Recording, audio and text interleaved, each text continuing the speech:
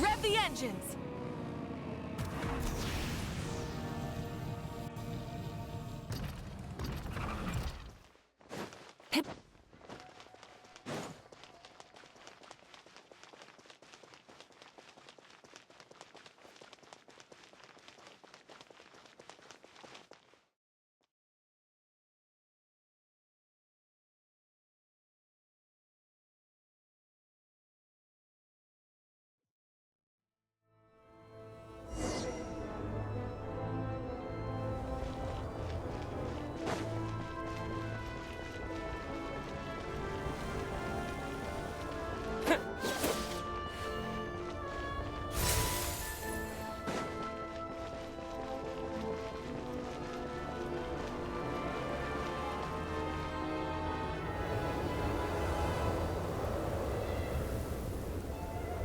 Ooh, it sure is cold today. I wonder how much heavier the snow's gonna get. Here to see Odette? I just need to see your tickets for the preview. Perfect. Thank you. I'll hold on to your tickets. Come on in. It's freezing outside.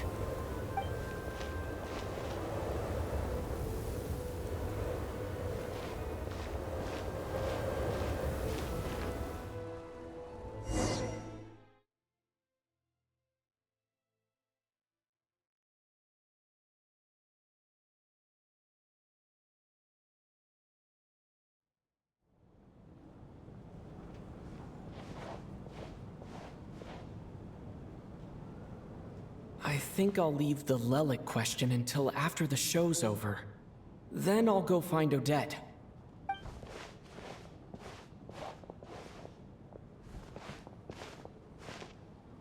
Child said he was originally going to come with Tonya. So I'm guessing Tonya's already here somewhere. Is there anyone here who looks like a Tonya? Let's see. It's a small audience. Makes sense for a preview. But wait, I do see some familiar faces. Mr. Chuganov's back again by the looks of it. Oh, and is that Mitya? And that Fatui officer, Valeri. Guess he must be playing cat and mouse with Mitya again. Oh no, it looks like the show's starting and I still haven't found Tonya. Never mind. I'll just have to take a seat for now and see if I can catch her afterwards.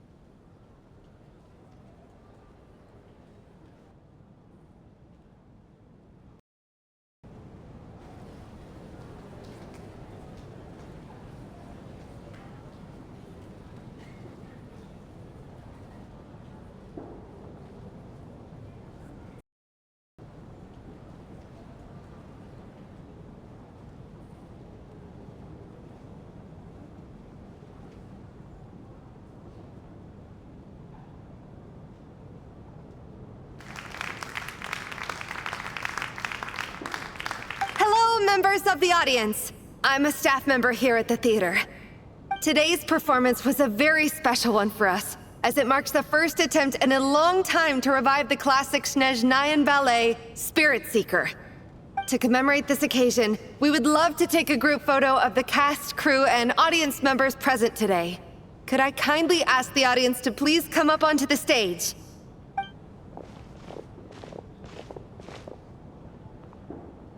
All right, everyone, huddle in a little more. Now, look at the camera. 1, 2, 3.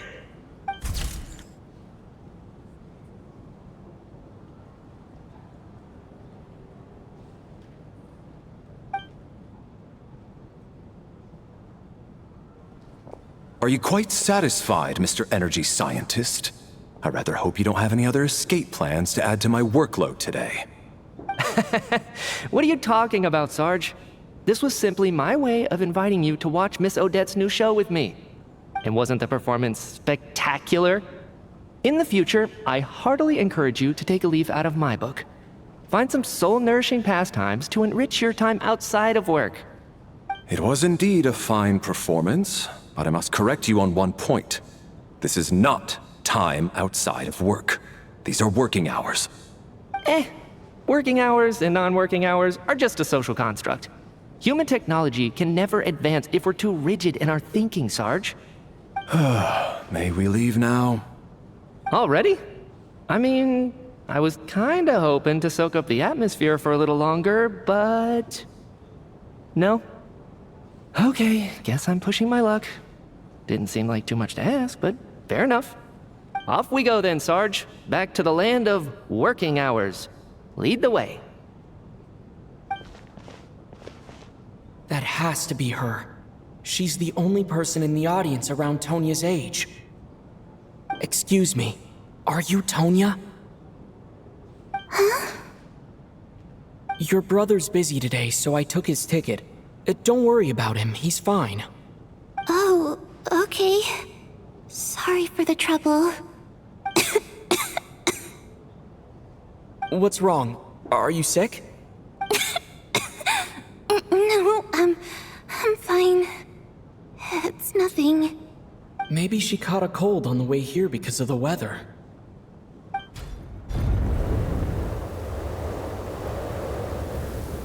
I haven't seen snow like this in a long, long time. It's most unusual. I know. It's completely white out there. You can barely see a thing. I've never seen such heavy snow in my life. Let's wait it out for now. You'd be lucky not to freeze to death in this weather, let alone find your way. Well, look at that. Maybe we shouldn't be in such a rush to get back after all. What do you think? Let's wait and see. Why do you need to take it so seriously?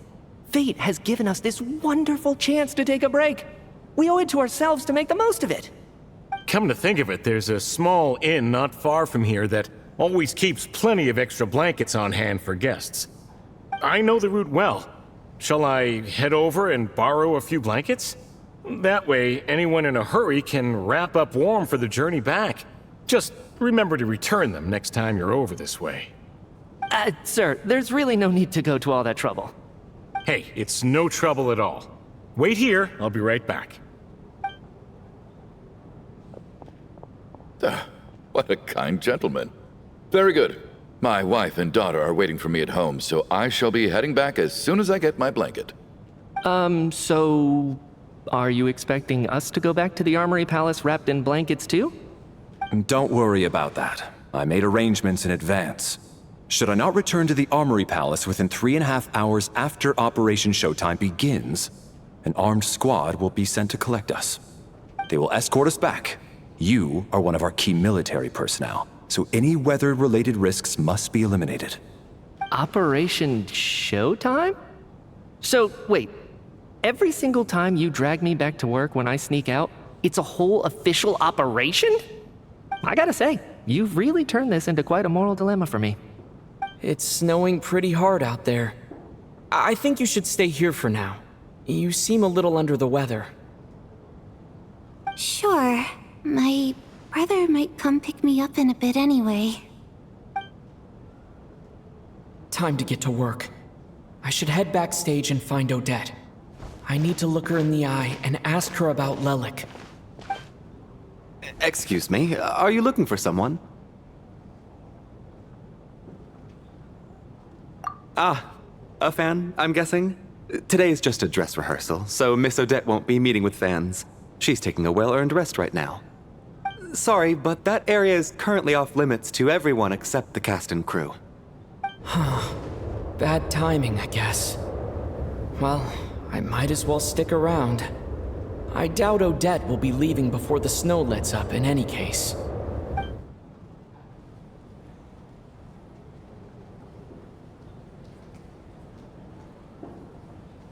What happened to the gentleman who went to fetch the blankets? How has he still not returned? I was thinking the same thing. It's still snowing very hard. Do you think something might have happened to him? Whatever the reason for his delay, I must say I hate nothing more than people who make empty promises and fail to deliver. Well, I have to treat my employees like that on occasion, but that's different.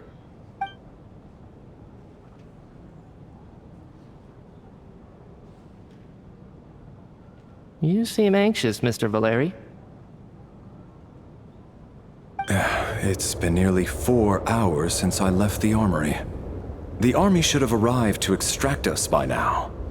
They know how much I despise tardiness and disrupted plans. There's simply no reason that they shouldn't have shown up by now, barring exceptional circumstances. Surely a snowstorm like this one counts as such.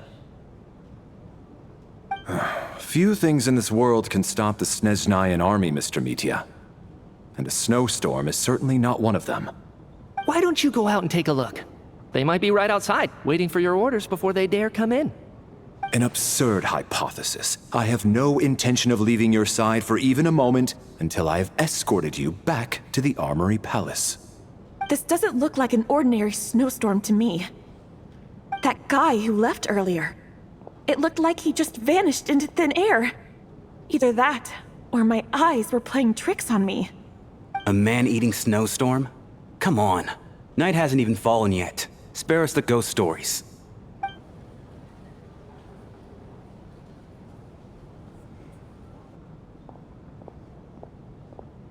Traveler, didn't know you were coming today. How come you didn't say anything?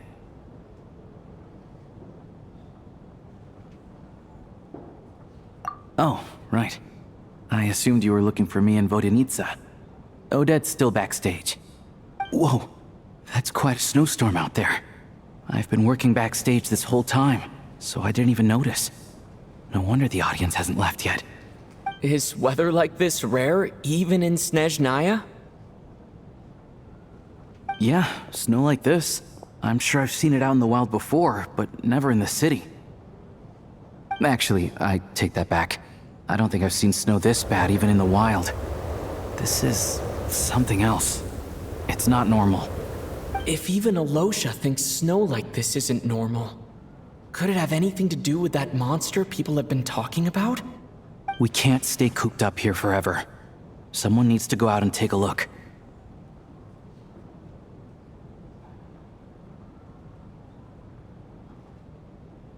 No need. I have plenty of experience with snowstorms.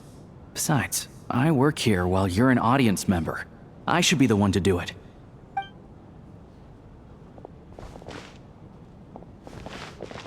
Everyone by the door. Careful not to let the snow soak into your shoes. In a snowstorm, you gotta look after your toes above all else. Heading out, my man? Be careful. I've been told the snowstorm eats people alive. Thanks for the advice. I am planning to be careful. I just want to take a quick look at the situation out there.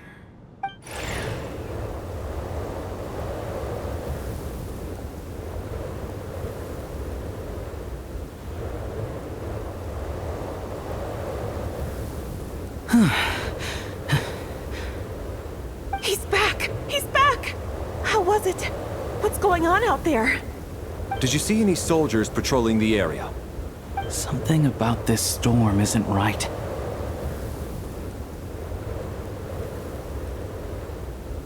There's no one out there.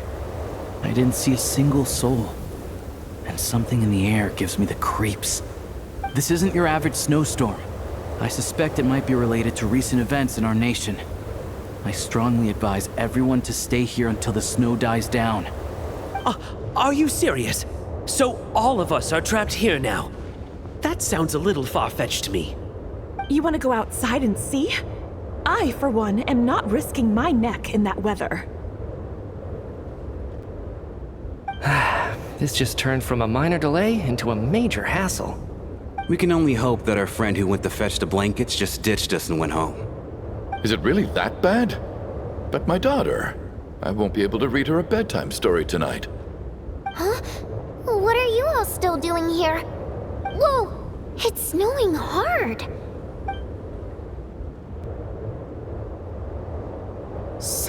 we're stuck here? Oh, this is terrible. Luckily, it was just a dress rehearsal today, so there aren't too many people here. On the bright side, the theater's always well stocked with supplies.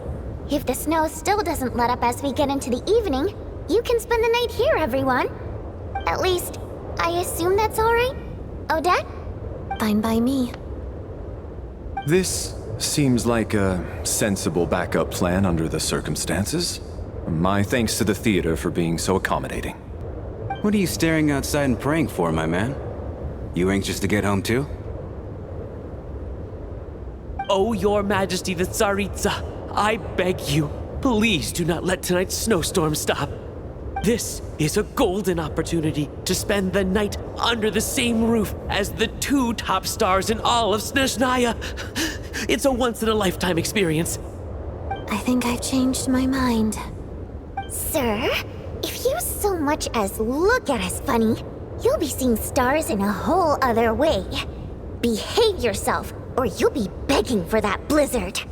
It's getting colder. We need to keep the indoor temperature up. Close the door and lock it tight. Let's head somewhere warmer.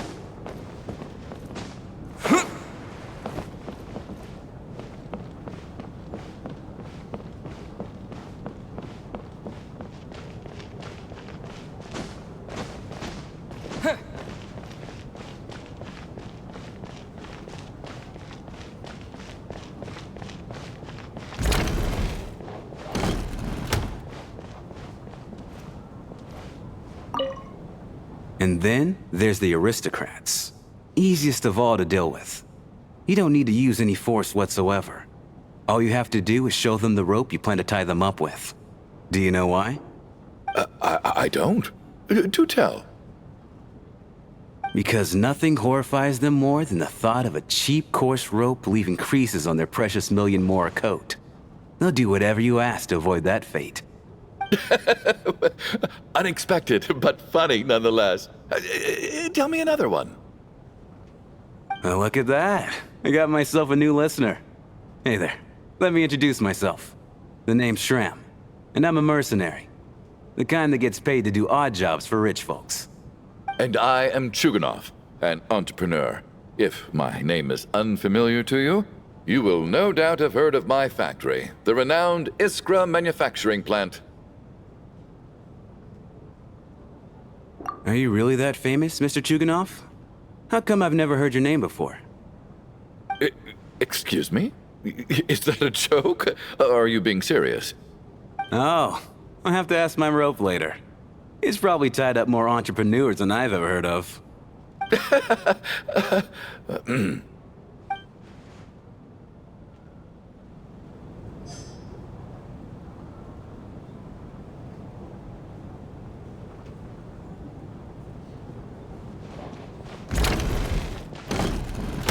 How are you feeling, Tonya? I'm fine. Sorry to worry you. I'm used to it by this point. I take medicine for it. My brother usually helps to get it ready for me. Child must take great care of his sister. He's never mentioned Tonya's illness, though. You know, I actually find this whole thing kind of exciting. Stuck in a strange place thanks to a snowstorm. Having to spend the night with a bunch of interesting characters. It's pretty cool, don't you think? Exactly. It's like One of those stories where an ordinary school trip turns into a magical adventure. I've always wanted something like that to happen in real life.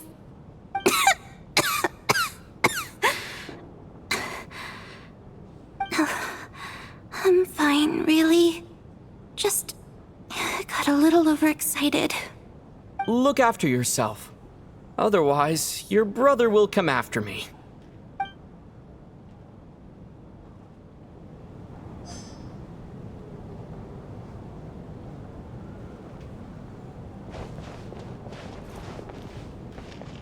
My husband has major trust issues. To him, I doubt even this snowstorm is a good enough excuse for me to stay out all night. That's the price of marrying into wealth. You'll get used to it. I'm not about to stop you if you want to leave, but don't drag me along. Hello? Can I help you?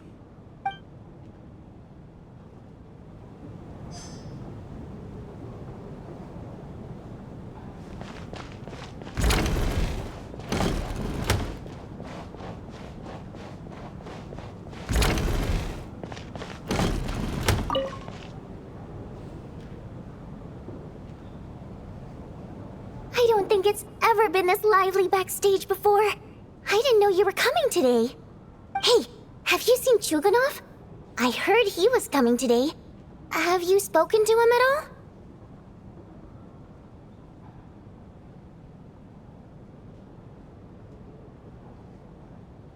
I'm with you. This could be just the chance we need. Yeah, I gotta figure out a way to coax some more intel out of him. I want to know why he suddenly changed his stance on Project Stuzha. What exactly happened before the most recent Vetcha vote? For the Rokad, or just out of personal interest? Shh! There are other people around. Don't say the R word.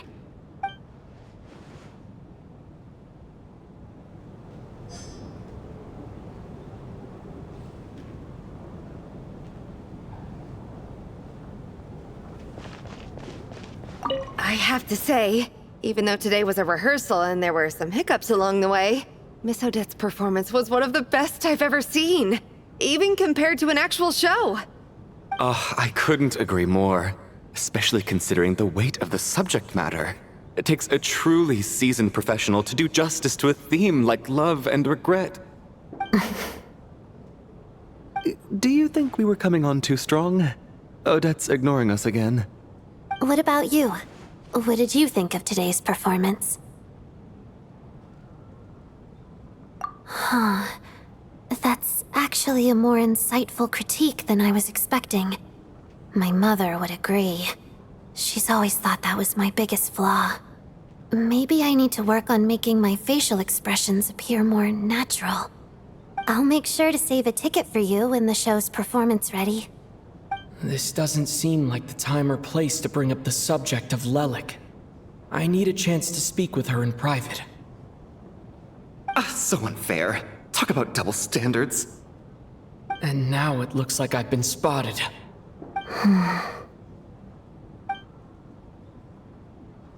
You know Mitya too? No, I don't. I just have a feeling that he might be dangerous.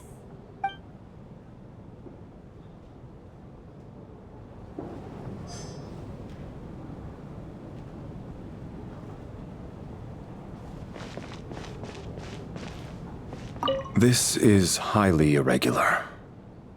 A delay of over an hour during an operation like this theoretically warrants a Harbinger-level response. I wonder what the issue is. The storm, or something else. Sarge, the day you learn to let go and just enjoy moments like this is the day you'll finally understand the meaning of life. Why, hello, sir. I believe you were the one sitting at a nearby table back at Podvorye restaurant. Any friend of the theater's star performers is a friend of mine. It's a pleasure to meet you. I'm Mitya from the Energy Commission. Greetings. Major Valeri, head of the Special Assignments Battalion. Armory Palace Royal Grenadier Guards, 1st Regiment. I am here to ensure Mr. Mitya's personal safety. Please let me know if I can be of any assistance.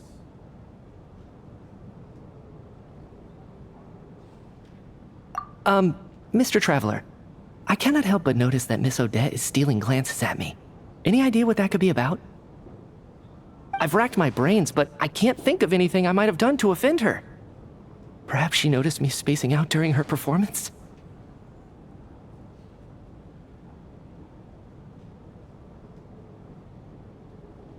What? You mean I really did do something to upset her? Well, thanks for letting me know. So, Mr. Mitia, is your work related to Project Stuja? Yes, that's right. The higher-ups in the Fatui transferred me from the Energy Commission to the Armory Palace because they wanted me to... Really? I can't even talk about that? Pretty sure it counts as part of my private life. All right, I won't say anything. Sorry, Traveler. As you can see, I'm afraid this pleasant chat will have to end here.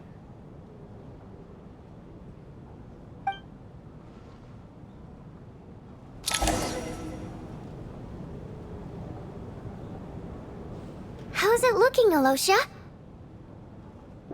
No change from this afternoon. Heavy snow with no sign of slowing down. May I have your attention, please? The storm is unlikely to stop tonight, and it'll be even more dangerous outside at night than it was during the day. We at the theater owe everyone here a duty of care. Therefore, we strongly suggest that you stay on site overnight and avoid going outside unless absolutely necessary. In a few short moments, we'll give you a tour of the theater's various quarters. You can choose to sleep in the VIP room, the office, or backstage. Or on the stage if you'd prefer. We won't mind. I'll pass on sleeping on the stage. What if the snow is stopped by tomorrow morning? The early birds in the audience might think we're part of some experimental new show. A drama about sleeping? That could be fun. Maybe we could come up with a title for the production. Not bad. Clear selling point, at least. Could be a big hit. Anyone who doesn't wish to sleep on the stage, please follow me. I'll show you to the rooms.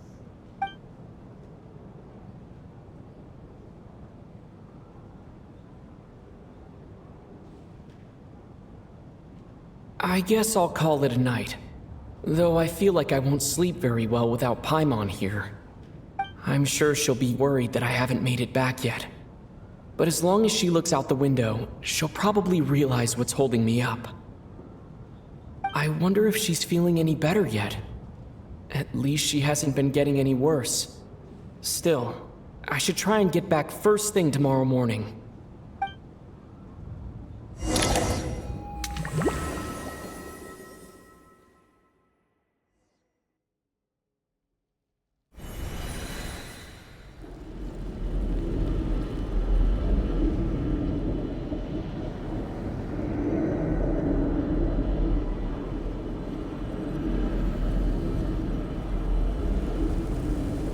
Ah, finally. Welcome back to the world of the living, lazy bones. I was about to wake you. The black mist is almost on us.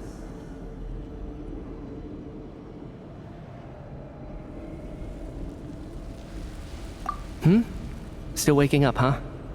You know, the black mist. It's been chasing us from below ever since we were born. You're just dozy. There's no way you've forgotten. Come on, let's keep heading up. Onwards and upwards is the only way to survive. Don't listen to a word those black mist cultists say. Here we go again. The endless march toward survival. What's going on? That black mist down there is creeping me out. And it's rising. Guess I should head upwards and get away from it.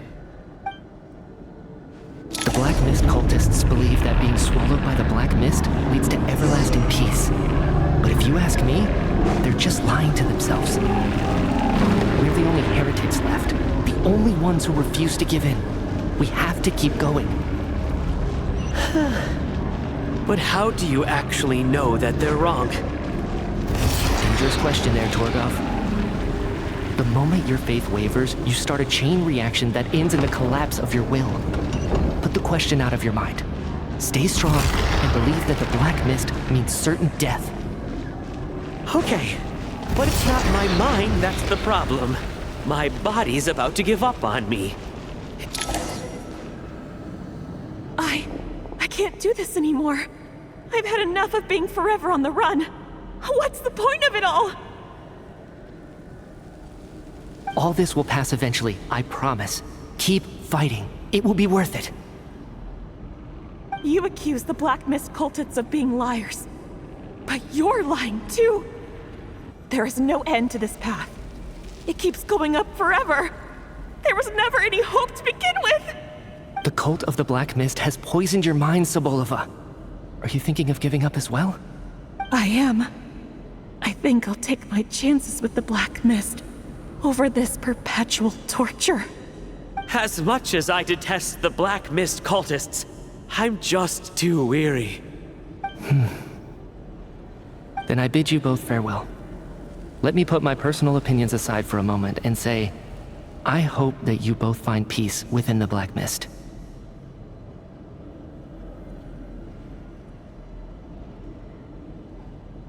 Fate always appears so impossibly complicated. But at moments like this, its raw simplicity is laid bare. Their fate was sealed from the instant they entertained doubt. From then on, the outcome was both inevitable and irreversible. Let's go.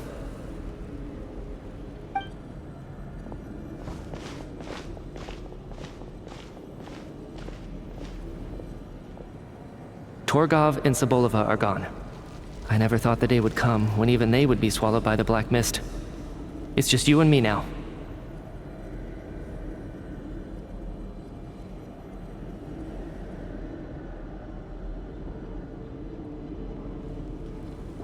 Yes, it looks like it's satisfied. For now. This happens from time to time, but it won't be long before the Black Mist starts chasing survivors once again. No one knows how to stop its advance for good. Well, we should make the most of the precious moments of rest that those two bought for us.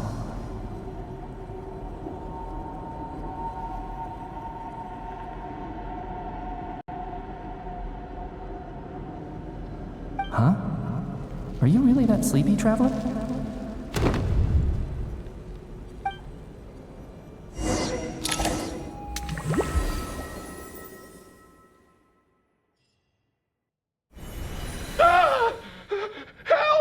Somebody, come quick! What is it, Chuganov? What's wrong? Huh? Is it morning already? What's all the commotion?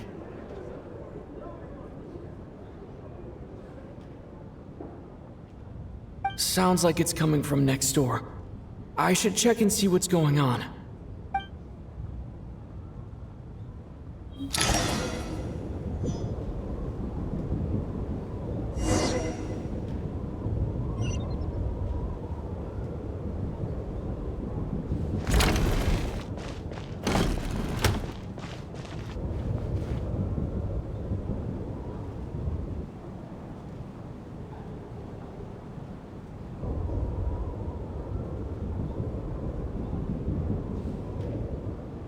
Don't look, Miss Tonya. Stay here. Okay. What happened to them?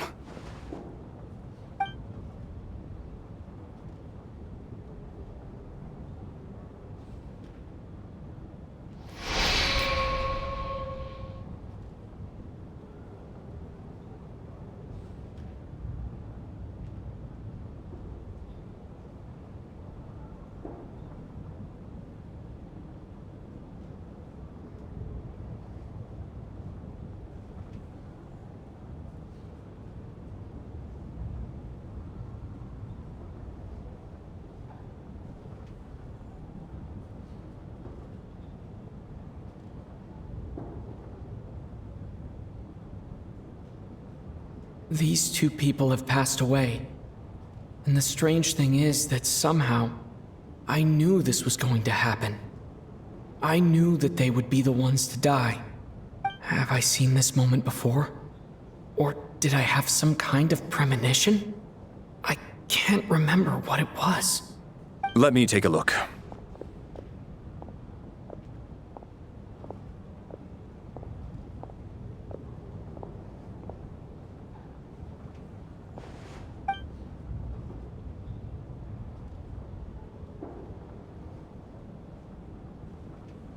No vital signs in either of them. They're dead. The cause of death, however, remains unclear. No wounds on the bodies, no signs of a struggle, and no skin discoloration caused by the buildup of toxins. But just last night, they were chatting and joking away. This is so sudden. Could they have had pre-existing medical conditions? Even then, the odds of them both dying of sudden complications on the same night are extremely low. It's hard to believe that they died of natural causes, nor does this appear to be a suicide. Who was the first to discover the bodies? It was me. But these deaths have nothing to do with me, officer. I got up early because I wanted to see if the snow had stopped. Then I noticed that the door to this room was open, and it looked like there was a man and woman inside. I just went over to see what was going on. I had no idea they were... I can corroborate this. I was doing my morning exercises near the stage. When I saw Mr. Chuganov heading this way, I followed him. I can also confirm that I didn't see a single person approach that room before him. The snowstorm was raging all night, and it's still going now. There's no way someone could have come in from outside, correct? You mean an intruder?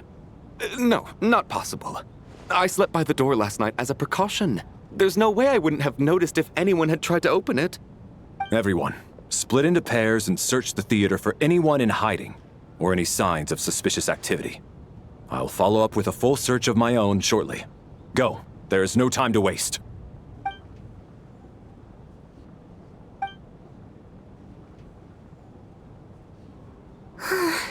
Nothing on your end either?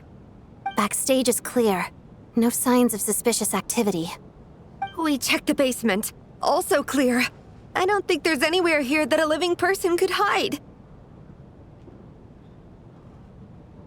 Are we certain that the theater doesn't have a back door? Or any tunnel or passageway wide enough for a person to fit through? No, there's nothing like that. If people were sneaking in through some secret tunnel to avoid buying a ticket, we'd have sealed it off ages ago. I also checked the windows. All of them are locked from the inside, and there's no sign of anyone entering or leaving. It sounds like we can safely rule out the intruder theory. If anyone came in during the night in this weather, there'd be no way for them to avoid leaving footprints or water stains. This can only mean one thing. It's like one of those murder mysteries you see in novels and plays, isn't it? The ones where the killer is one of us. We can't quite jump to that conclusion just yet. Could he be right? It's hard to imagine something like that happening in real life. Set in a theater during a snowstorm, a murder takes place, and the killer is among us. It's such a classic trope that it seems unbelievable. Looking at who the killer targeted, and the clean entry and exit, it all adds up. I know what this is. It's obvious now that I think about it. What is? What have you figured out? Both victims were wealthy, well-known local merchants. And the door was deliberately left open so I would discover the bodies and witness the crime scene first thing in the morning. Such ruthless methods. This was your doing, wasn't it, Lelik? Lelik? You mean Lelik is among us? And he's the killer? Lelik. I know this code name. Member of the Rokot, anti-Project Snezhnaya. Always works alone. I've read the case files at the Armory Palace. Walk me through your reasoning, Mr. Chuganov. What do you know about Lelik?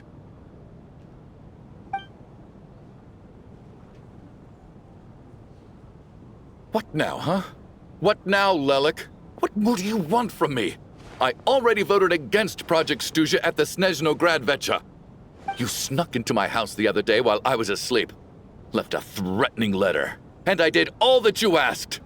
But Project Snezhnaya cannot be so easily shaken. Not with the rooster in charge.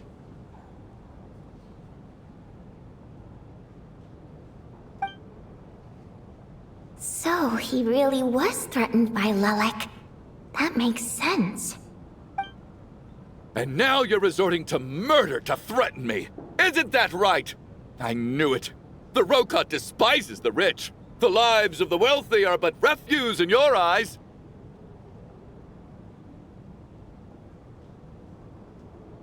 Show yourself! Which one of you is Lilac, Tell me! I'll do whatever you want! Just stop playing these mind games!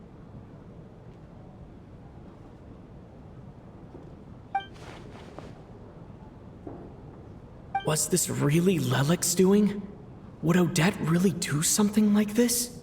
If Odette really is Lelek, this seems out of character. But then again, how well do I really know her? I'm probably the only one here with a compelling theory about Lelek's true identity.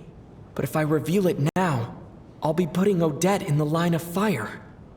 What should I do? I don't think it's likely that Lelek killed anyone. At least from the stories I've heard, he's never killed anyone before, and his name has never come up in connection with any murder cases. Besides, even if Lelek did want to threaten you, why resort to such an extreme and roundabout method? It's not his style at all. Vodyanitsa doesn't know that Lelek might be Odette, but her assessment is pretty much identical to mine. Miss Vodyanitsa, why do you suddenly feel the need to speak in Lelek's defense? Defense? Oh, no, it's just... I'm worried that we're jumping to conclusions here, so I wanted to share my point of view. Also, I don't think the Rokot is as bad as you're making it out to be. Well, if you think I'm so wrong, what's your theory then, Why don't you tell us who the killer is? The case is still evolving, Mr. Chuganov. Please do not prevent others from expressing their opinions so early on in the discussion. Even so, there's no denying that the recent threat received by Mr. Chuganov may well be an important clue. So there's still a good chance that Lelek is right here among us. I can't do this anymore. I don't care if it's still snowing outside, I have to get out of here.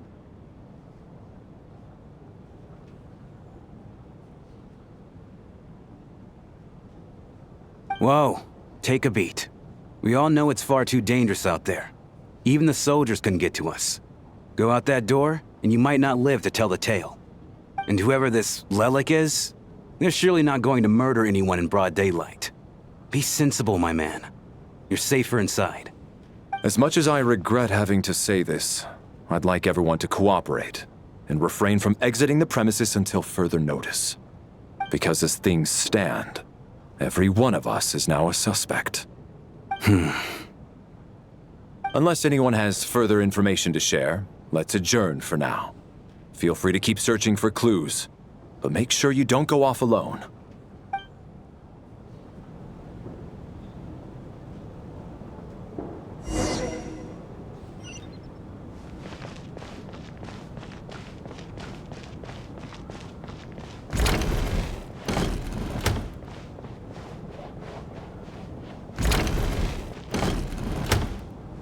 You're right, that was my bad.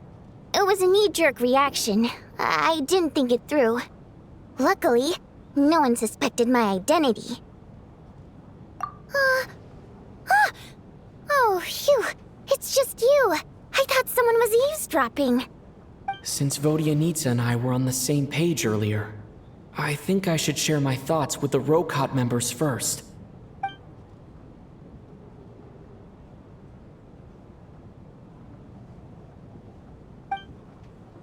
Whoa. Are you serious? I don't know if this counts as gossip, but it's definitely on track to be the juiciest this whole year. Odette? Really? Odette? Oh God, how dumb does this make me look? Lelek has been right under my nose this whole time, and I didn't notice a thing. Actually, it's exactly what you'd expect. Sometimes, hiding in plain sight is the best strategy. And now that you mention it, the more I think about it, the more sense it seems to make. It all adds up. What are we up to now? 1, 2, 3, 4...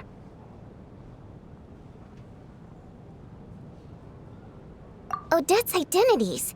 She's my coworker, specifically a ballerina, and also a Fatus, a member of the Rokot. Now, Lelek. It must be so exhausting. I just want to give her a hug. I guess since I've always known her as a member of the Fatui, it never even crossed my mind that she could be involved with the Rokot, let alone be Lelek. I don't understand.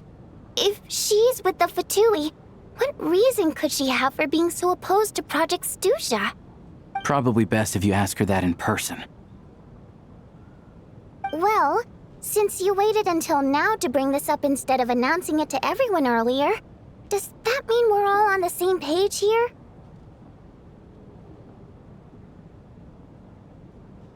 Yeah. Lelek may not follow orders from the Rokot leadership, but as far as I'm concerned, she's never crossed the line. If anything, her actions benefit the poor. We need to confront her face to face. Do you think she'd really admit to being Lelek? I don't know. We'll have to see how it goes. For now, we'll work on the assumption that she didn't kill anyone, and see how much she's willing to tell us.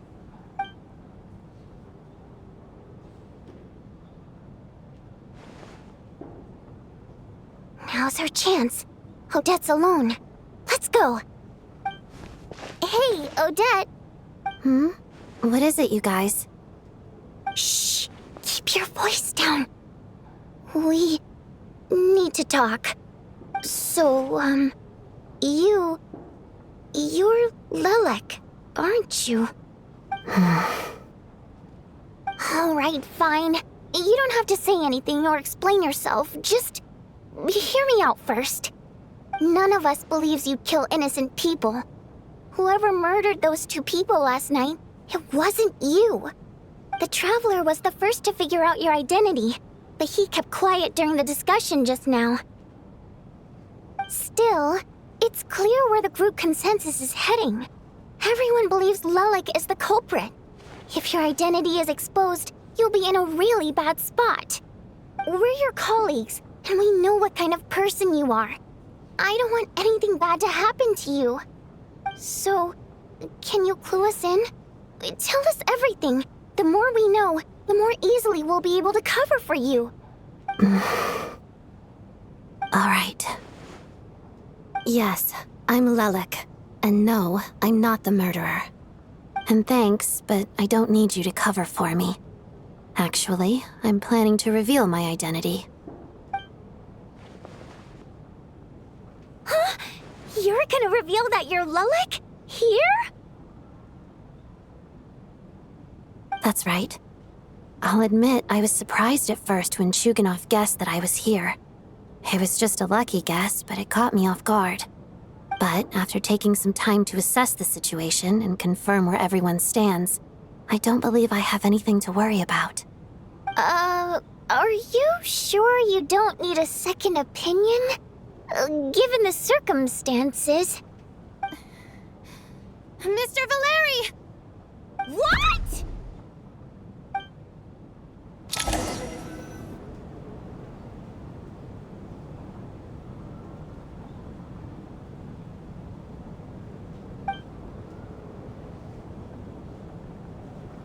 So...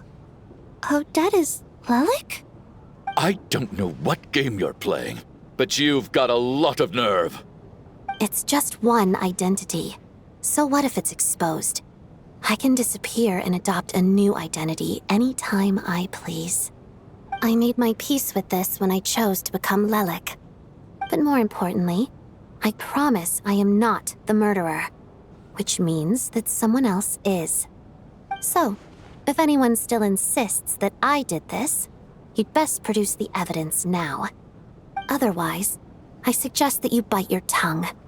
Because if you really believe I killed 2 people without making a sound or leaving a trace, pointing fingers at me would surely only make you my next target. Is this really the truth, Miss Odette? That's confidence, all right. I believe you. A real no-nonsense attitude. I can see why Marionette said that she's on track to inherit the title of the Fair Lady. Are you seriously buying this? Hey, officer! She just admitted to being Lelek. Aren't you going to do something about this? I do have one question, Miss Odette. Why have you chosen this moment to come forward and reveal your identity? If I didn't say anything, everyone would be focusing all their efforts on finding Lelik. And that is exactly what the real culprit wants. I don't want to be the scapegoat who lets the murderer get away with this crime. Despite all the accusations, she made the smart choice. A remarkable display of rational thinking under pressure. Clearly, Odette's talent extends far beyond the art of dance. She thought so far ahead. Ugh, why do I always feel like I'm one step behind her in everything? You've convinced me. Dealing with the murder case remains the top priority right now. Let's put the name Lelik and all related incidents aside until further notice. Nevertheless, the group still considers you the prime suspect. I assume you have no quarrel with that, Miss Odette? I understand.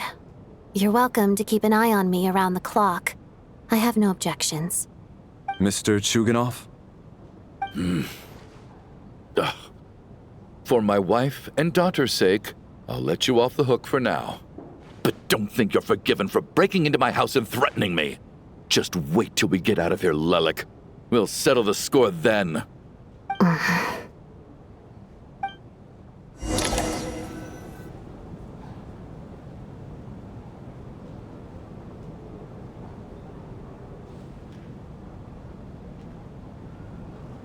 Good work, Lelik guard team. And Lelik, too. Here, have some hot water.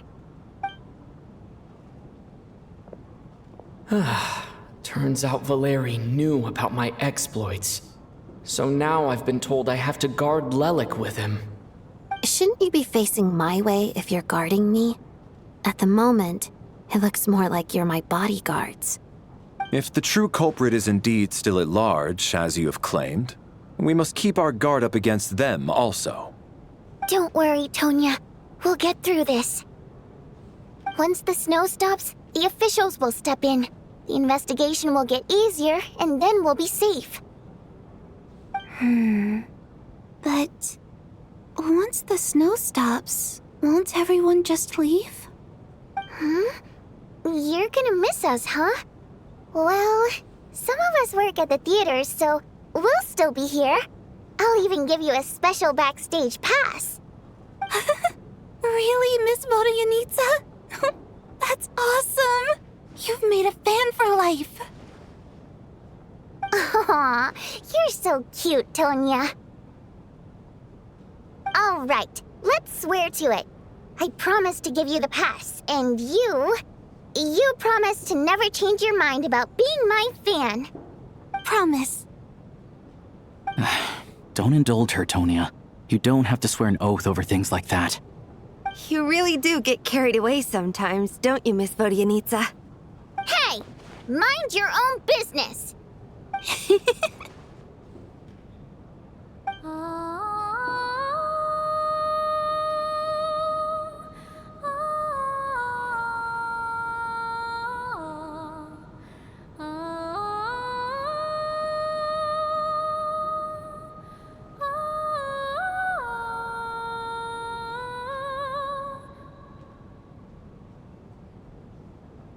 Don't be nervous, Miss Waterimp. Everyone's here.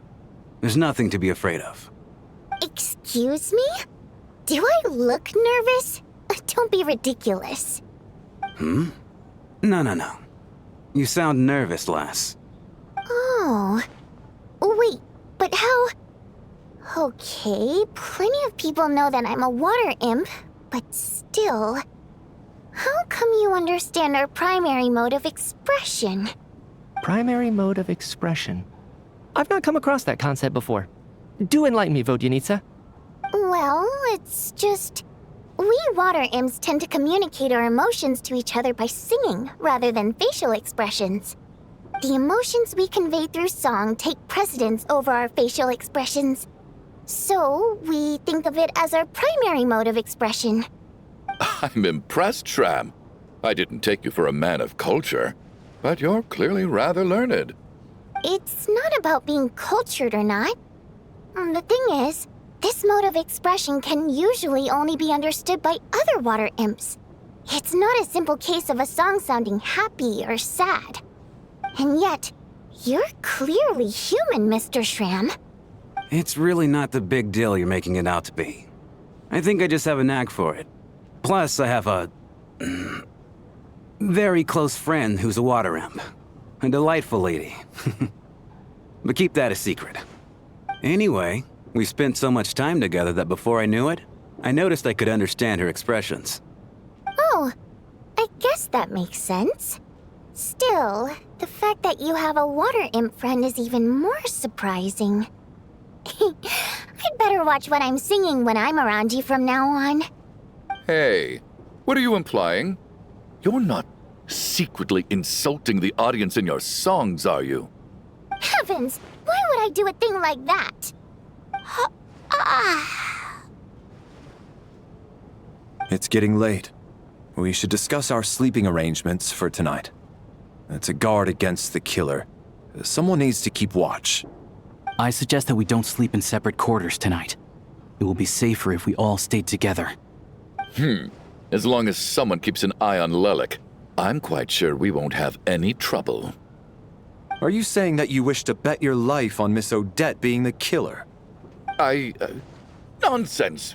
Of course not. Then I propose the following arrangement for tonight. The Traveler, Odette, and I will form the Night Watch. We'll sleep in shifts, but 2 of us must be awake at any given time. An excellent idea. This allows us to handle the Night Watch while also keeping an eye on Lelik. Meanwhile, the rule of taking shifts in pairs resolves the other issue. Namely that we can't necessarily trust the Traveler or Valeri either. I expect that plan took you quite some time to come up with, didn't it? Actually, our field combat manual outlines a similar approach. Although the scenario there involves guarding prisoners overnight during field operations. That being said, I must clarify that I harbor no disrespect towards you personally, Miss Odette. In fact, Lelik's numerous covert operations make fine textbook examples for military agents. I care less about respect and more about the fact that you just robbed me of 2/3 of my sleep tonight. I'm calling dibs on being the first to rest. Good night.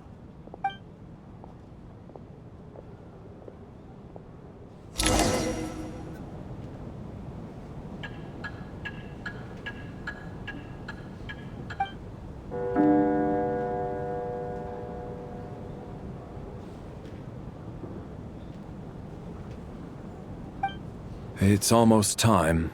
We should wake Odette. How are you faring?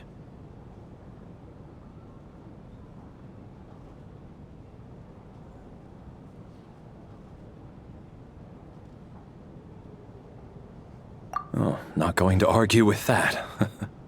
I'll take a quick nap. If you start to feel sleepy, wake me up anytime. It's finally time for Odette and I to share the Night Watch. I should wake her up.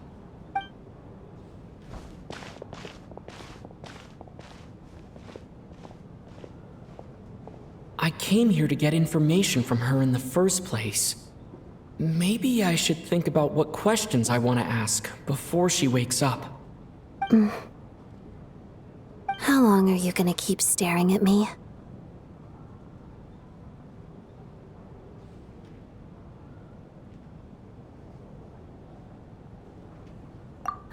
Couldn't sleep. My mind's been running haywire. Plus, there's something I've been meaning to talk to you about.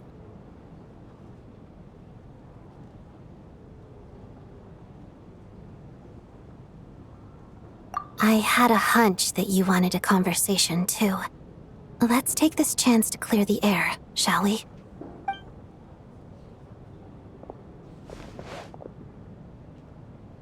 I just had a simple question for you, really. It's, Rosaline. In her final moments, did she have any last words or anything? I see. Well, that was all. I have no other questions. No. She was utterly ruthless in pursuing her goals. That kind of person should be hard to miss. And yet, even though I never approved of her methods, and she was an abrasive person, the fact remains that I am indebted to her.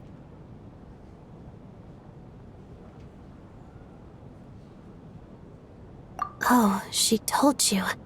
I guess that makes sense. I think she and Rosaline were on pretty good terms.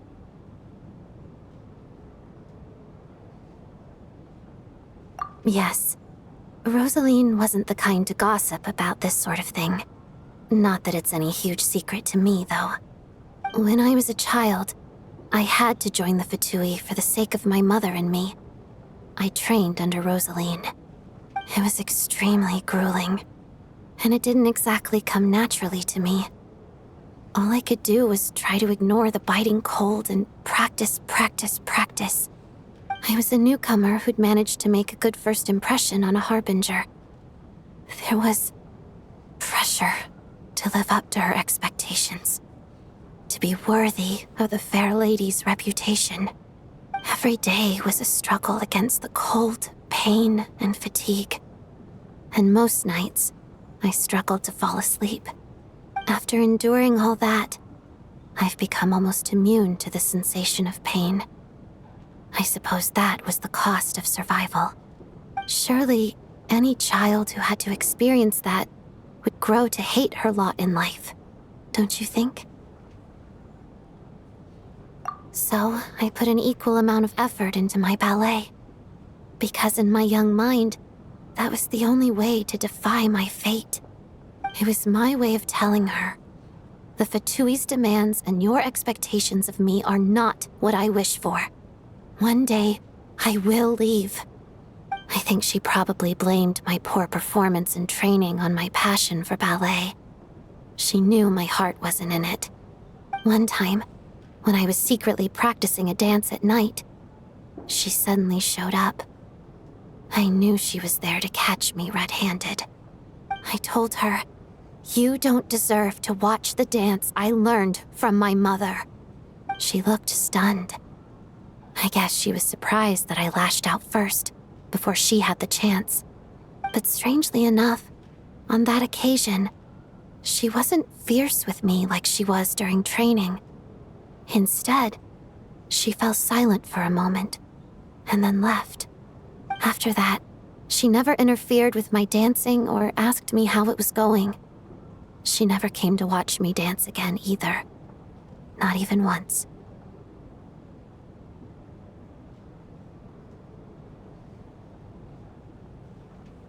She was. But even now, whenever I take out this core Ignis, I can't help but think of that night. Of the look on her face.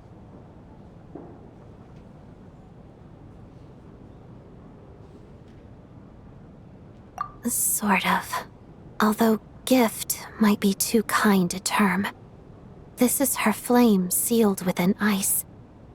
A symbol of her favor, yes, but also her way of keeping an eye on people. She knew the location of every piece of core Ignis. If any recipient started acting suspiciously, she'd be on to them immediately. Trust her to make even a mark of approval feel suffocating. So, when news of Rosaline's death reached Snezhnaya, many people immediately crushed their core Ignis. It gave them a profound sense of relief, like they'd broken free from her shackles. But I kept mine. With my sensitivity to pain being as dull as it is, the warmth from this core Ignis is one of the few things I can still feel clearly. I still wonder, did she really come to stop me that night? I wasn't sure, but I was scared, so I said some really awful things. I guess she didn't leave anything behind. Not that I expected her to. It's fine. It's just a bit of a shame that we couldn't settle our differences before the end.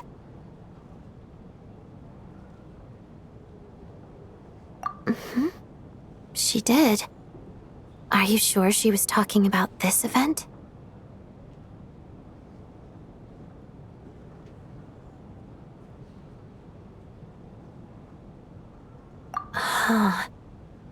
No, she didn't.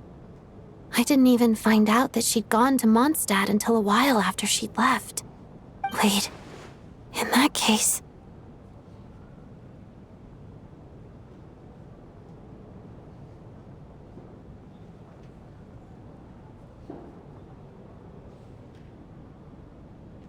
Okay, I will. Thanks for letting me know. There's something I'm trying to figure out. I'm beginning to suspect that Paimon's mystery illness is being caused by the energy research behind Project Stuja. Paimon's very important to me, so I have to get to the bottom of this. I figured that since you're Lelik, you might know something about all this. The ultimate goal of this energy experiment is to create a weapon for the final battle. The weapon's construction was completed in Nocturne. Now, all that remains is to arm it with a sufficiently powerful energy. Yes, the weapon's development and all the related experiments are overseen by Lord Piero, the Jester, and the lab is located deep within the Armory Palace. I'm not sure why this experiment would be making Paimon feel unwell, though. The best way to get to the bottom of it would be to go there in person. Once we get out of here, I'll help you apply for an entry permit. And I'm hardly the organization's proudest member, as you know. You answered my question about Rosaline. I want to do you a favor in return. It's that simple.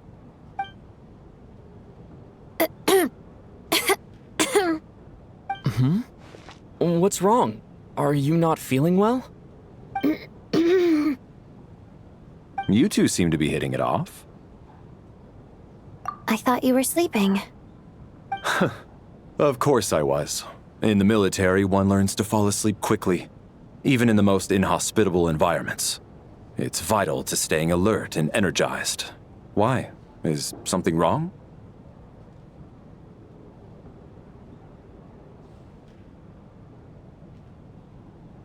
Even if he was awake, he can't have overheard us, right? Well, thank you both for keeping watch. Traveler, I'll take over for now. It's your turn to get some sleep. Sure.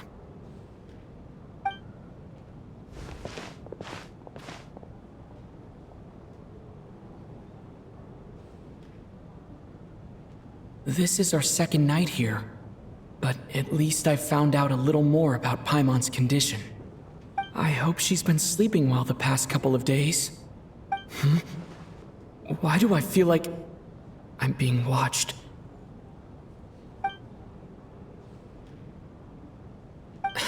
Seriously? Is this payback for when I stared at her earlier? But I thought she was asleep.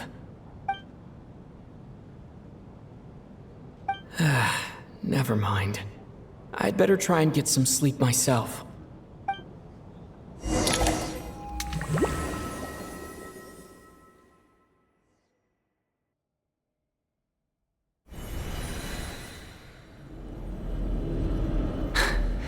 Hey, what are you spacing out for? Are you reaching your limit too?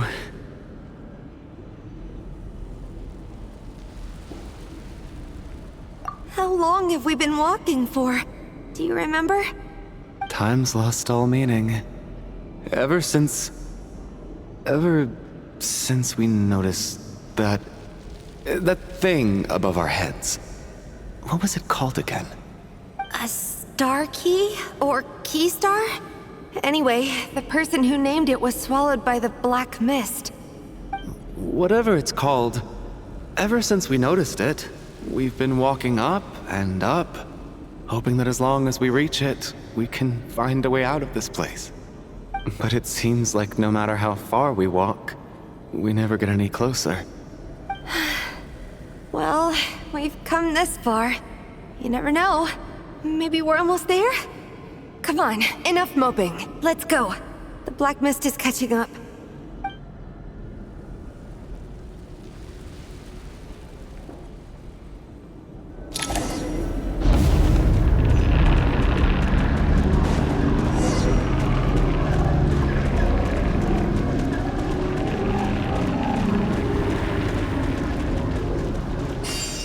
Monster!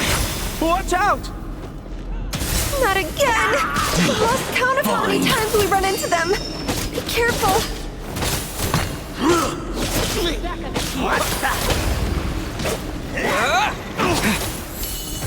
Hey, tough guy.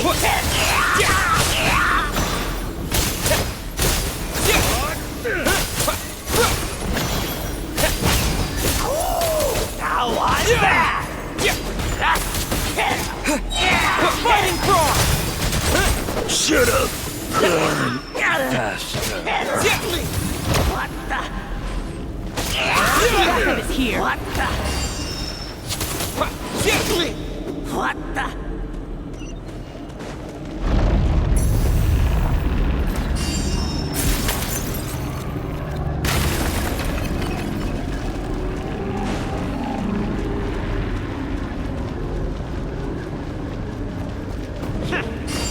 Here they come again! Get ready! Fight! Let's go! Gotcha! You condensed!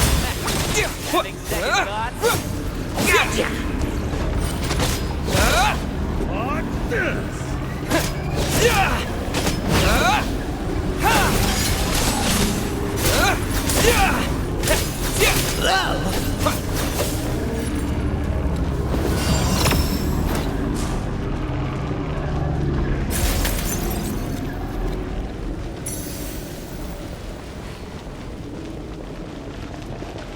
Monsters ahead of us. The black mist behind us. Fine. Feels like there's no escape.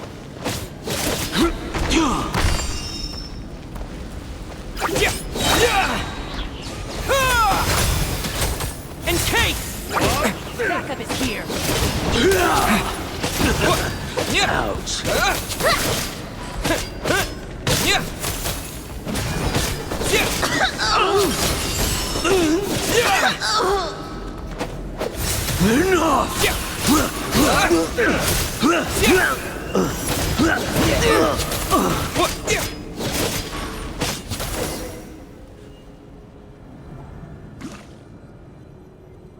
Are you hurt, Coolish? No. I'm fine. It's just... Suddenly I don't want to walk any further. I get you. In fact, I reached my limit a long time ago. Sometimes it feels like there's hope where there shouldn't be. Yeah. The hope that the star gives us is the only thing keeping us going. But I'm not sure it's real at all. It may just be a collective illusion. Otherwise, why would it always be out of reach? We know you mean well, but you're only saying that to try and encourage us to keep going, aren't you? Thank you, friend. But enough is enough. Please don't give me any more false hope. Hope is poison in this place. You're going to continue, aren't you? I admire that. I've given up, but I wish you the best. May there come a day that you catch up to the star and leave this godforsaken place.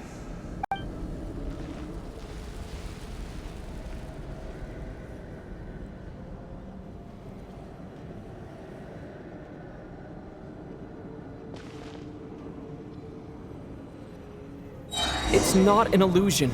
We really are getting closer to the star.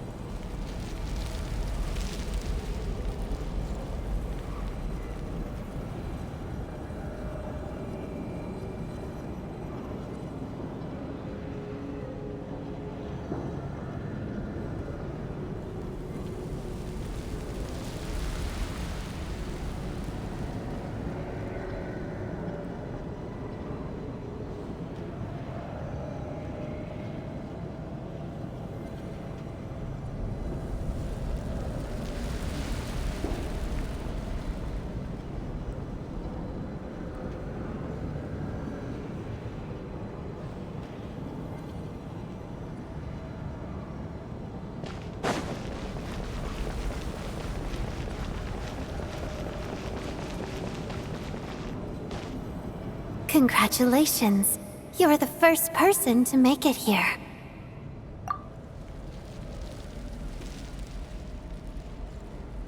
I'm the star's envoy. The black mist has stopped rising. Its hunger is satisfied for now, having devoured your two companions. This is a good opportunity.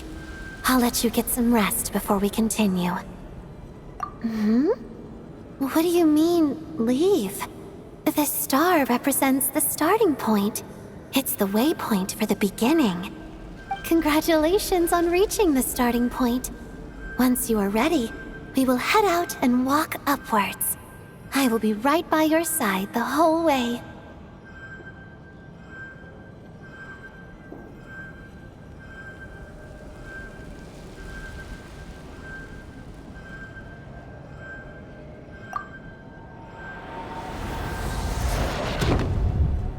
Huh? What's wrong? Hey, don't give up before the journey's even begun.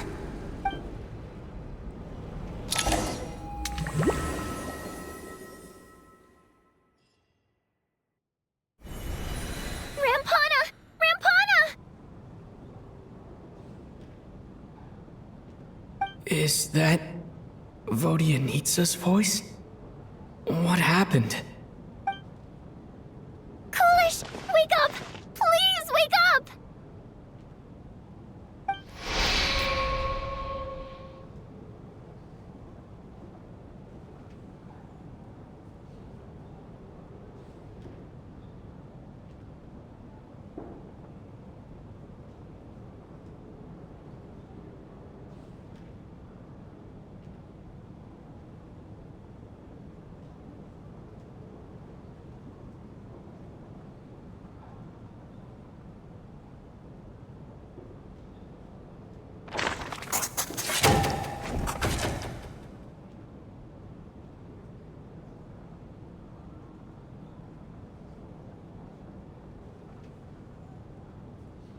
The situation is identical to that of the two casualties yesterday.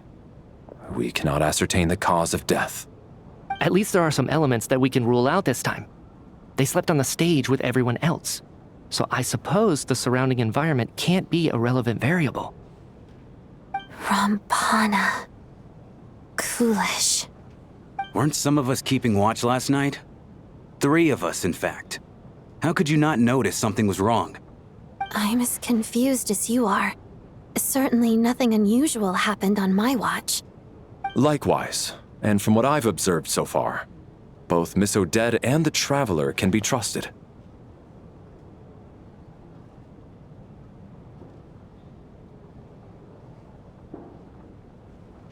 To be honest, I didn't get a wink of sleep last night. I couldn't help but think I was the target, so I just laid there with my eyes closed. I heard the Traveler and Lelik chatting, but otherwise I don't recall hearing any commotion during the night. Me too. I didn't want to wake everyone up, so I was concentrating hard, trying not to cough. I hardly slept at all. If anything had happened, I'm sure I would have noticed. Then, what could possibly be causing this? Once was bad enough. I can't believe it happened again. I worked closely with Rampana and Coolish for so long. I never imagined that one day they'd... And on this stage of all places... Vodyanitsa. 4 victims in just 2 days, and we still don't have a single lead. I need to get to the bottom of this as soon as possible. And above all, keep Tonya safe. I'd never be able to look Child in the eye again otherwise. Still snowing? Yes, I just checked. Still no sign of anyone outside either. So we only have ourselves to rely on. If you ask me, this killer can clearly strike whenever they please. The Night Watch was a useless endeavor from the start. Lelik must be an expert in poisoning. Clearly she used some poison that can't be detected on the corpse. Here we go again. Listen, I was already thinking to myself last night, was Lelik's reason for revealing her identity the real story? Well, Now I have my answer. It most certainly was not. She's been playing us for fools. You get off on this, don't you? Revealing your identity, only to carry on with your killing spree? That's a hideous thought. One that only a hideous mind like yours could dream up. How dare you? That's enough. Yesterday, you named Lelik as a suspect because the victims were both wealthy merchants. Lelik might have had a motive then, but today's victims were just ordinary people. Not to mention that they were colleagues of Odette and mine. What reason would she have to murder them? Let me guess. Just to scare you? Who knows? Maybe you don't know her as well as you think. I implore you all to ask yourselves, how many people are there really in this world that have what it takes to kill another person? Not many, I'd wager. Lelik is well known to be a ruthless operator, and now she has revealed her identity. How could it be any more obvious? Everything you've said so far is still just conjecture, which doesn't constitute a concrete lead. You need to back up your claims with some evidence. How can you defend her, officer? What did she say to you while you were on night watch? Maybe I shouldn't be so surprised. You military types are always colluding with criminals to target the rich.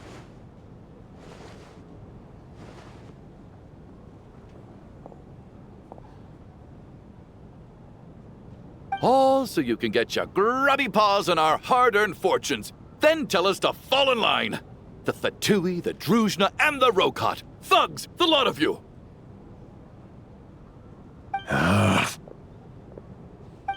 Don't you dare!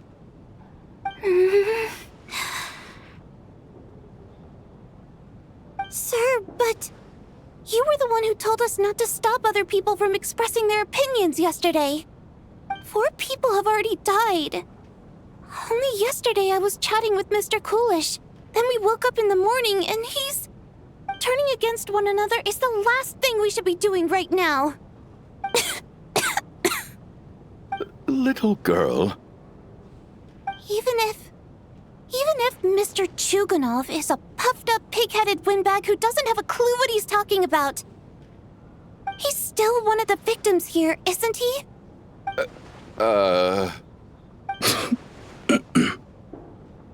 Quite. I had no intention of resorting to violence. But you're right, Miss Tonya. I ought not prevent him from speaking his mind. In any case, I believe Mr. Chuganov has calmed down a little now. We may resume our discussion. I don't think there's any need for that. What is there to discuss? Nothing about this situation is normal. Did you have an idea, Mitya? You're the brainiac here, right? Come on, clue us in. I've been mulling something over. All the leads we have so far concern things from outside the theater. Miss Odette's alter ego, the threats Mr. Chuganov received.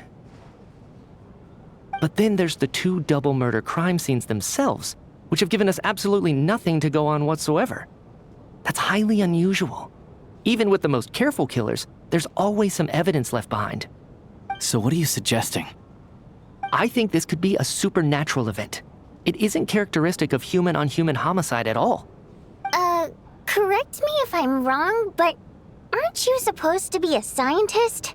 That doesn't sound like a conclusion someone like you is supposed to make. I got into scientific research because of my insatiable curiosity. But if the present situation defies all known scientific explanations, I don't mind shifting my curiosity toward the paranormal instead. Now that you mention it, I remember when I first came to the theater. I heard rumors about this place being haunted. Haunted? Yeah, I think I heard the same thing. But I mean, they're only rumors, right? We've worked here for years. Surely we would have noticed any spooky goings-on by now. Well, this has taken an unexpected turn. A haunted theater? If Paimon were here, she'd probably be hiding behind me in fear right now. Why don't we take this opportunity to look for clues again with a more open mind? Maybe a different perspective will help us see something different. Very well. Whether it's criminals or ghosts we're looking for, the same rules apply. Everyone needs to tread carefully. I'll move the bodies into the same room for now.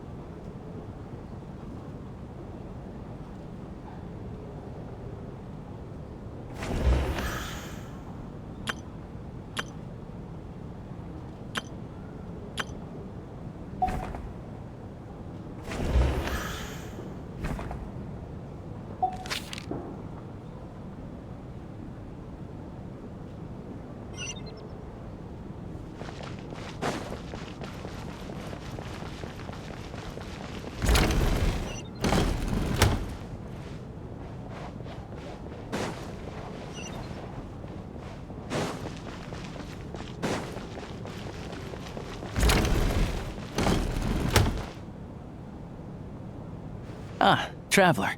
Since you're here, come take a look at this. Alosha found it. We're both curious to hear your perspective. It appears to be an investigation report. And the focus of the investigation was the rumors of haunting we heard about earlier.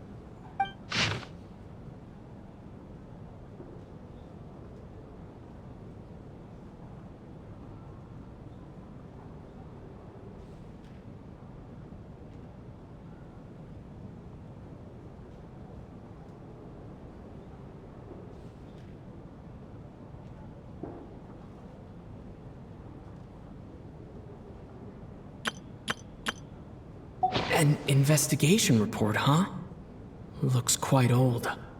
This person's name looks to be of Sumeru origin to me. Was the investigator from Sumeru? The theater manager must have hired an investigator once specifically to look into this issue. But it doesn't look like anyone ever looked at the report. Presumably, the manager wanted to know if the supposed haunting was dangerous while also being fearful of word getting out in case it affected the theater's business. Anyway, the bottom line is, the haunting is actually real after all. It's caused by an obstruction in the ley lines. Is there any chance this is the key to finally making some progress with the murder cases? Ley line problems are pretty unexceptional to me by this point. And while it certainly offers an explanation for the ghosts, it's hard to imagine what connection it could have to these two murder cases. Some of the language that appears at the very end of the report caught my eye.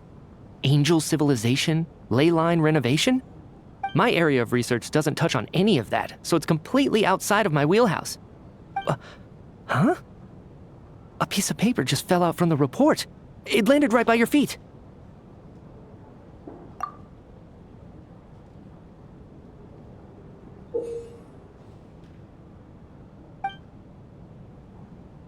How unnerving.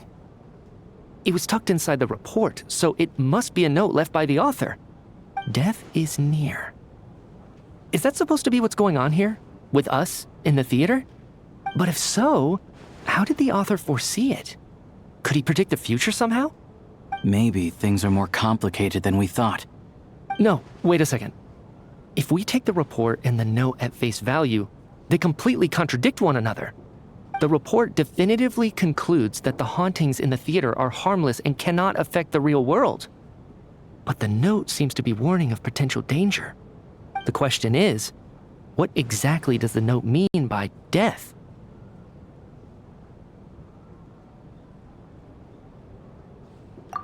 The various ways we could interpret this keyword lead in completely different directions. Let's pause our analysis here for now. I think we need more information.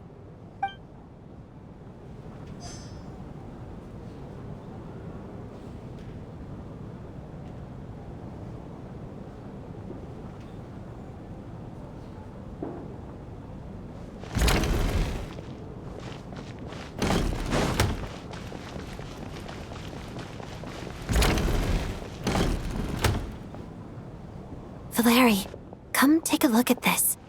You too, Traveler. Some sort of notebook. What is it for? It's the on-duty logbook for the theater. Coolish was the main person to use it. He mostly used it to record any unusual incidents during a show, audience numbers, exit times, and so on.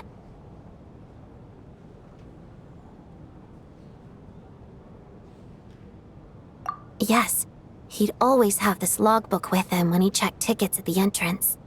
This should confirm a lot of key details about the recent show. So, you find anything unusual? Yes. The number of people. I've checked and double-checked, but the numbers just don't match what's recorded in the logbook. Apparently, we have an extra person among us. Are we certain that logbook is accurate? Could someone have sneaked in without buying a ticket or something? Unlikely. Coolish took his duties very seriously.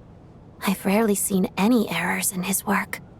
Not to mention that this was a dress rehearsal, meaning smaller audience numbers and tighter ticket restrictions than usual. Everything would have been well within his control. We no longer have our tickets with us, do we? They got collected on entry. I assume there's no way we can check them again. Unfortunately not. The theater recycles tickets. Once people are in the door, they don't tend to leave until the show ends, so we collect the tickets at the point of entry.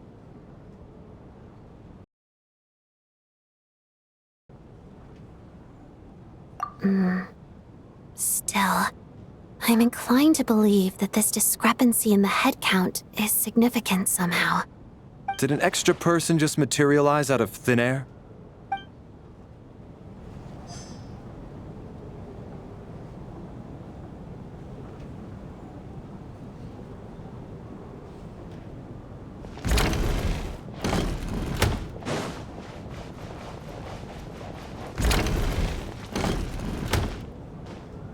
Tonya, did you find anything?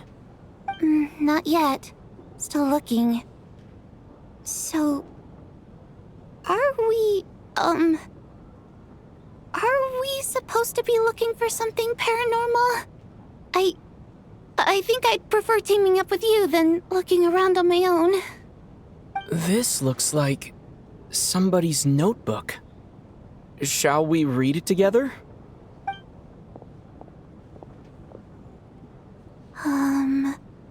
Well, it doesn't look scary or anything, so I guess it should be fine. All right, let's read it together.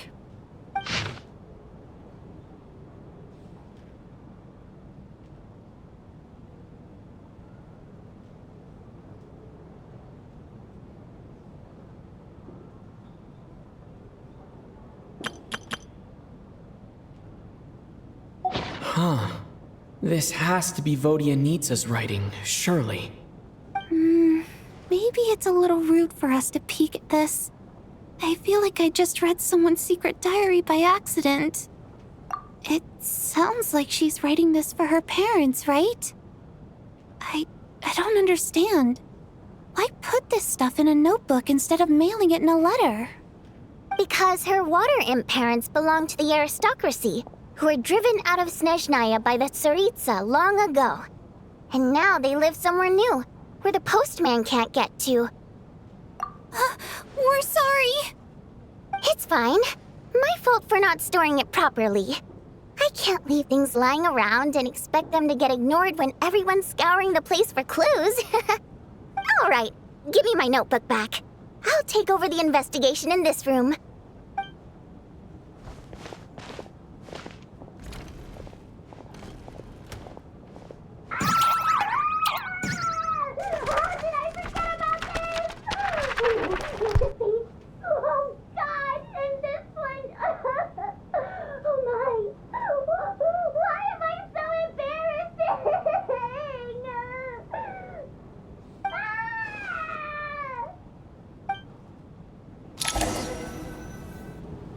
If we take all this together, it's not impossible, is it? If anything, it's the natural conclusion. Oh, I beg to differ. This sounds to me like a product of a researcher's vivid imagination. And perhaps it's because I'm still viewing this through the lens of a typical murder investigation. But still, I'm struggling to be persuaded by your theory. Does it really sound that far-fetched? All right, well, let's treat that as speculation for now. I do agree with what you've said, so let's go with your idea for now. Good. Okay, now that we finally have some meaningful leads, I think it's time to reconvene. Let's get the others.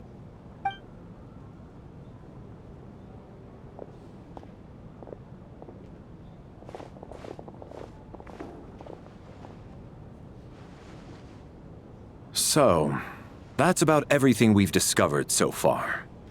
I'll share my theory first. Based on what we've learned from the logbook, I believe the extra person among us is most likely the killer. If the killer had simply bought a ticket, it would have greatly increased the risk of their identity being exposed. I expect he or she either hid in the theater ahead of time, or found a way to slip past the ticket inspection. They then blended in with the group and waited for an opportunity to strike. What about the note found in the investigation report? Any thoughts on how that fits in? The killer may have simply planted it there as some sort of sick joke. I've seen my fair share of psychopathic killers. They love playing cryptic mind games. So, it has nothing to do with the haunting of the theater after all. This theory makes sense to me. If we have an audience member unaccounted for, chances are they didn't come here to watch the show. Could it really be that simple? So, in other words, all we have to do is find out who got in here without a ticket, and all our problems will be solved? Then let me make one thing clear. All the theater staff should be well aware that I came here for the rehearsal legitimately, yes? There's no way I'm the one who didn't have a ticket. It's true. I hear you used every trick in the book to get a hold of that ticket, too. Everything short of throwing a temper tantrum and rolling around on the floor at the entrance. I most certainly did not degrade myself in such a way. Probably a stupid question, but I might as well ask. Did anyone here get in without having their ticket checked? Hmm? Guess it was naive of me to expect them to just admit to it. Especially after the unprompted Lelic reveal. Once was already a miracle. Twice would be unfathomable.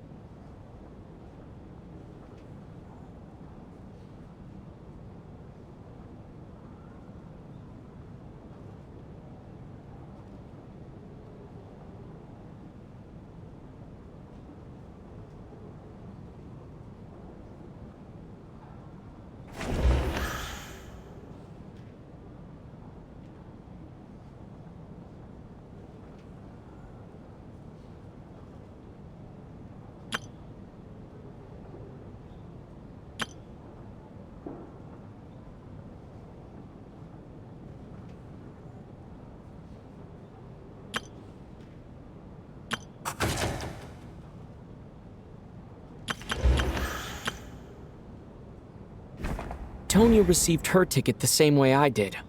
I assume Child got both of them together.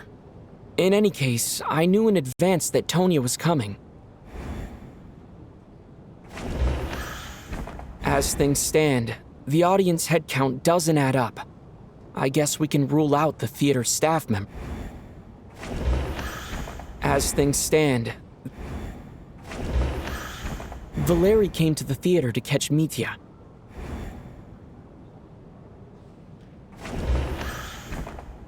I don't believe any of us here knew Shram before all this. Mr. Shram, did you really go through the ticket inspection to get in here? Huh? Me? Why am I being singled out, my friend? Do I seem that suspicious? It's not that you stand out as suspicious, more that everyone else has been ruled out as trustworthy. Okay. Well, we spent the best part of 2 days together now, so I'm sure you can all tell what kind of person I am. I'm a true gentleman. I never dream of doing something like sneaking to the theater without a ticket. Yeah, I have no doubt that you're a good person. But the problem is, none of us here actually know you, so No one can say for sure that you are who you claim to be. Although, actually, what was it you said last night? Yeah, you're friends with that water imp, which is why you understand our primary mode of expression. Last time I checked, there were barely any of us remaining in Snezhnaya, since most of the water imps left. Could you tell me a little bit more about your friend? There's a good chance I actually know her. And I suppose it's also kind of a way for everyone else to get to know you a little better.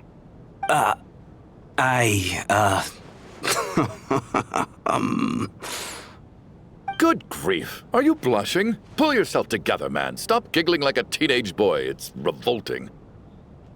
Hey, revolting is a little strong. All right, fine. I'll admit it. That water imp friend of mine, the truth is, we're dating. I was just the bodyguard hired by our family. But the stars must have aligned, because sparks began to fly between me and their daughter. Never in my wildest dreams did I think I'd get so lucky. We don't need details. Just get to the point. Okay. I'm just a little hesitant to reveal her name, that's all. You know how it is. These are delicate times. Even with me to protect her. If word gets out that she's dating a human, both the Fae and human factions will give her a hard time. Really? Wait, no. That can't be. Huh? Shram, what the devil are you talking about? Why is everyone looking at me like that? Surely you can understand where I'm coming from. Delicate times? Factions? Yes? You know, the Civil War? Last time I checked, the Fae and the humans were still at each other's throats. If I'm not mistaken, the last significant civil war in Snezhnayan history was over 400 years ago, when Her Majesty the Tsaritsa had just taken the throne and was consolidating her reign. What do you mean, 400 years ago? What's going on here? Is Shram from the past? All right, Mr. Mitya, you win this round. As far-fetched as it is, it appears that your theory may be correct. I'm just as amazed as you are. I didn't even believe it myself, to be honest. Is someone going to explain what's going on here? From the look on your face, you figured it out too, haven't you, Traveler?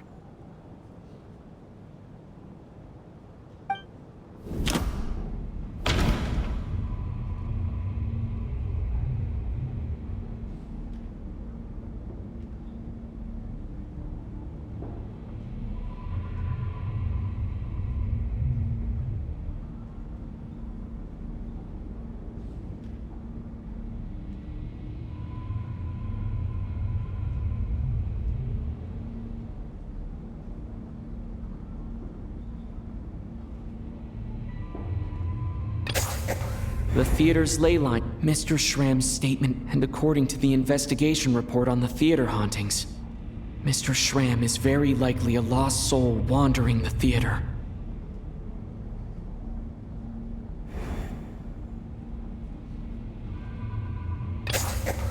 For some unknown reason, the soul that has been wandering the theater due to the ley line issues has joined our group and blended in.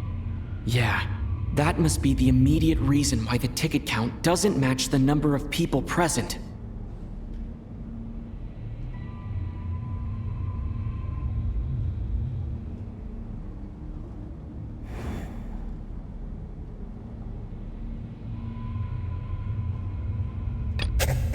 Since we discovered that Mr. Shram is from the past, it seems we need to broaden our assessment of this incident beyond the bounds of common sense.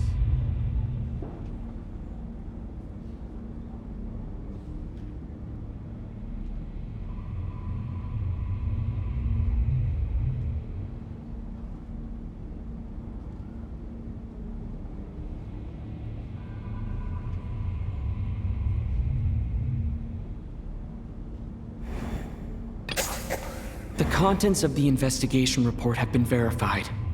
There are indeed leyline issues and wandering souls in the theater. Death likely symbolizes the deceased. Mr. Schramm, for instance. Death is near. That must mean that there's a dead person in our midst. That's the truth, isn't it?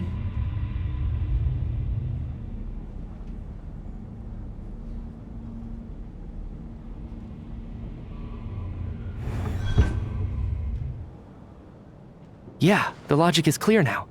The investigation report said that there would be souls stuck wandering around the theater because the ley lines were cut off. Mr. Schramm must be one such soul who died in the theater a long time ago. In which case, that also makes him our extra person. So when the note said death is near, it must have been referring to death as in the deceased, people who died a long time ago. Someone who died a long time ago. In short, there's a dead person among us. The extra person we've been searching for is a ghost from the past. You mean I'm a ghost? No. Don't make jokes like that, my man. There must be some mistake. But even if I was dead, I know for a fact I didn't kill anyone these past 2 nights. Yeah, even if all that's true, the report also said the souls inside the theater can't affect reality, right? They're harmless. Then what if the problem isn't the souls at all, but the ley lines themselves? The ley lines have a powerful ability to attract and devour souls. Let's say that the ley lines are like a black hole, constantly seeking to engulf souls. But the souls that don't want to return are trying to avoid being sucked in. Why does this analogy sound so familiar? What happens when the black hole can't achieve its goal? I'm only speculating here, but what if it ended up swallowing innocent souls by mistake? Or intentionally taking other souls to compensate? That could explain why we weren't able to determine a cause of death. If you're right, and their souls were devoured by the ley lines, it does make some sense. It does seem to explain a lot of the things we couldn't make sense of. Does that mean it's true? Except there's no concrete evidence. Mitya's relying on a lot of logical leaps. Still, it seems like the best explanation we have under the circumstances. All right, so how could Schramm not know that he's dead? Seems a little unlikely that he hasn't noticed anything unusual even after several days interacting with us. On the contrary, it's perfectly normal for a soul to wander the theater for centuries without questioning their existence or reason for being there.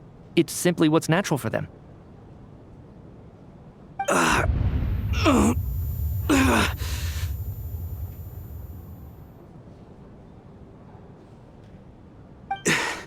You know what, Mr. Brainiac? I think you might actually be right after all. I'm trying to remember and... even though my head feels like it's going to explode, I think... it's all coming back to me.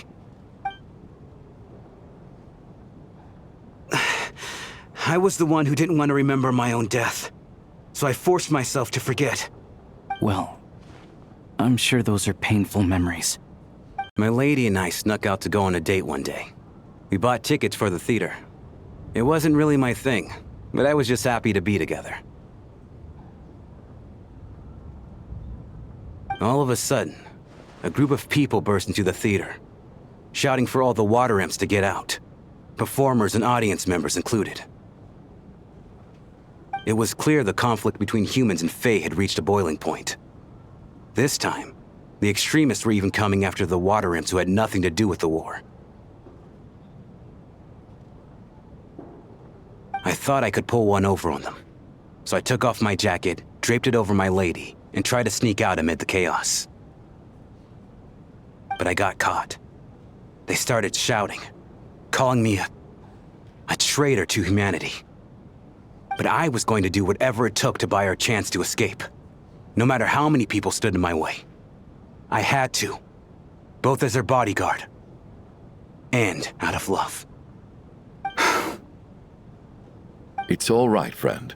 You can stop there if you want. You don't need to dig all that up again. It's just... even now, I'm still struggling to accept the truth.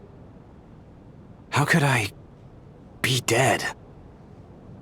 I'm sorry, everyone. If I'd known I was a dead man walking, I wouldn't have dragged you down with me. If I'm the cause of all this death, then punish me however you see fit. But, Mr. Shroom... No. I refuse to be a burden. I know what I have to do. You said I've been wandering the theater for centuries, right? I guess it's high time I got a breath of fresh air. Out there, I mean. I'll leave this place and take all this death with me. Go out on my own terms. Mr. Shram, I'm sure we can figure out a different course of action. My good sir, we both know I'm not supposed to be here. I should have accepted my death long ago. One way or another, this has to end. Unless you're saying this goes against another one of your military principles somehow. No, I'm speaking on a personal level this time. Let it go, man. Oh, wait. One last thing. Miss Wateramp. My lover. Her name was Litia. Litia Ozarova.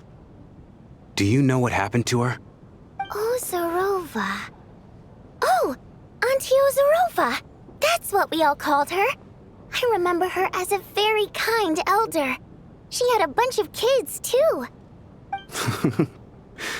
I'm so glad she survived. And she had lots of kids? Good. That's...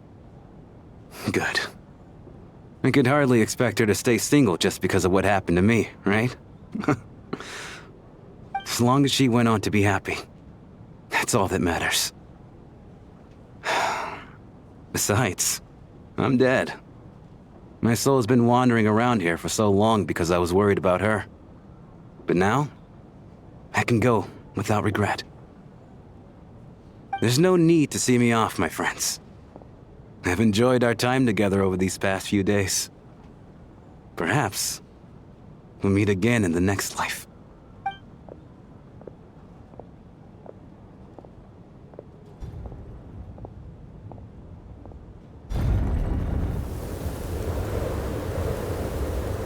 Take care, my man.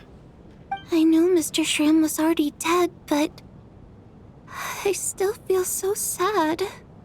Death is cruel, no matter how we might try to make sense of it. So, was the conflict between Fae and humans really that bad back then? I was only little, so I don't remember much.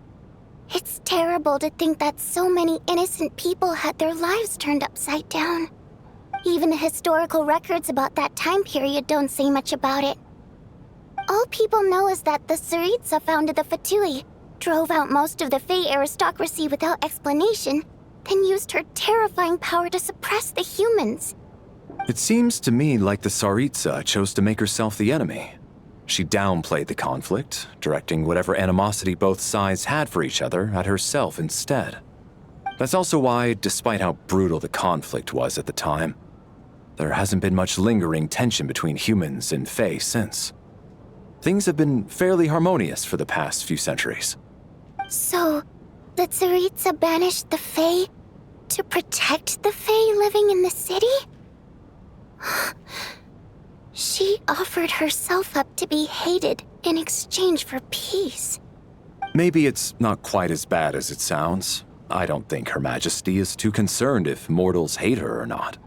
And besides, there are very few who truly do.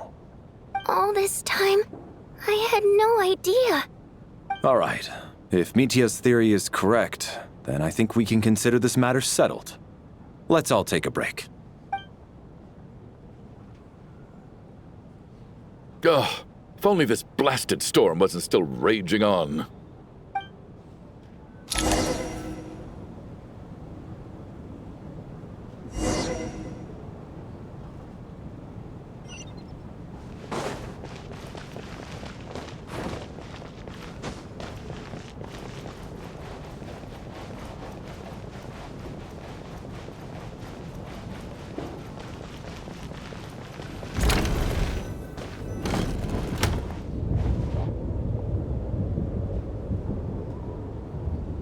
Looks like now we can just rest until the snowstorm stops. I still can't believe Shram turned out to be a ghost who'd been in the theater for hundreds of years. To think he was dead this whole time. What a strange turn of events. Knock knock. Huh? Knock knock. You know the door isn't closed, right? You don't have to knock. Think of it as a signal then. When I'm entering someone else's room and I knock, I'm here as Odette. If I don't knock, it's Lelik. Thanks. So, why did you come to find me? Is there something I can help with? Vodyanitsa said you knew about my secret identity from the start. But when everyone was discussing who Lelik could be, you were worried that revealing what you knew would be unfair to me, so you kept it to yourself, right? Yes. I'm extremely grateful for that. It's nothing. I mean, you didn't hold what happened with Signora against me, so I should thank you for that as well. Actually, there's something else as well. I found myself in a situation similar to the one you were in when you helped conceal my identity. So I thought I'd come and ask you for advice. It's about Mitya. Before all of this, the last time I saw him, he was dead. As I'm sure you know, my goal as Lelik was to stop Project Stuja. Well, when I found out the tech lead for the experiment behind Project Stuja was Mitya, I immediately started planning to track him down and threaten him to back out. I often saw him around the theater, but I soon concluded that making my move there would risk exposing my identity. So I decided to infiltrate the Armory Palace and go directly to his lab. That way, the threat would be much more effective. Well, I suppose there was a bit of luck involved, but I am a Fatus, so I already had some familiarity with the building's layout. But when I finally made it to his lab, Mitya seemed to be dead. I checked his breathing and his pulse. He had no vital signs whatsoever. I'm certain of that. I thought maybe another anti-Project Stuja activist had beaten me to it, and chosen a much more brutal method, so I made myself scarce. That's why you were so on guard around Mitya that first night here. Yes. When I saw him sitting in the audience during the performance, I could barely contain the shock. To me, it was a miracle. Somehow, he'd come back from the dead. But then, the murders started happening and things got so complicated that it wasn't really at the front of my mind. That is, until Mitya himself said there must be a dead person among us. Then I couldn't ignore it any longer. And yet, you thought that bringing it up right away would single Mitya out. Just like when everyone was suspecting Lelik. Exactly. I thought there could be something I was missing. Besides, we soon figured out that Mr. Shram was a ghost, and we knew there was only one extra person, so we thought he had to be the one. But now, it seems like there's another candidate. I understand why you kept it to yourself. There was so much information being thrown around during that discussion. Bringing up Mitya would have just introduced more confusion. So, what do you think we should do? Let me confirm one thing first. When was it that you found Mitya dead? Around a week ago, sometime in the afternoon. A week ago? That's earlier than I thought. I saw him just a few days ago at a restaurant. That definitely would have been after you found him dead. He seemed completely normal to me, chatting with Vodyanitsa, trying to avoid Valeri. So he was definitely alive on that day. Huh. Well, all I can say is I know what I saw. Here's a thought. The reason we even suspected a dead person could be among us was because of the problem with the theater's ley lines. But Mitya's death happened inside the Armory Palace. The ley lines affecting the theater shouldn't reach that far. You're right. I guess he doesn't fit the profile of the person we were searching for. I think the chances of it being him are very low. Surely he can't have died for real in the Armory Palace. Unless... Unless what? Unless he really did come back from the dead. You're right. Do you think we need to disclose this to the others? Huh, what's this? A private meet and greet? Where do I line up? That's not what's going on here. Well, I was just making the rounds. Thought I'd try to lighten the mood a bit. Vodyanitsa's handing out food if you're hungry.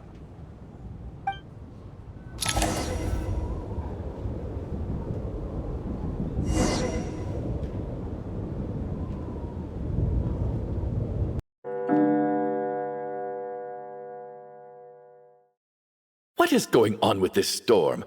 Could it be connected to that monster that just arrived in Snezhnaya? I almost hope it is. Her Majesty the Tsaritsa left to vanquish that beast herself. We just need to wait for her triumphant return. Do you think people still feel the cold after they die? I'm wondering about Shram. Oh, maybe we should have given him a coat before he went out there. Death itself is cold, isn't it? I'm sure the storm will embrace him. Well, I hope he has a safe journey. I'm going to miss him, I think. It's not like we can blame him for Rampana and Kulish's deaths. Thinking back on it, we barely made it out alive ourselves.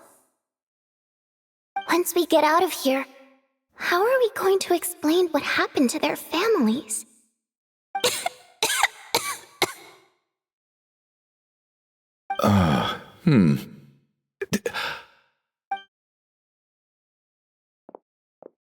Are you okay? Here, take this. I've never used it.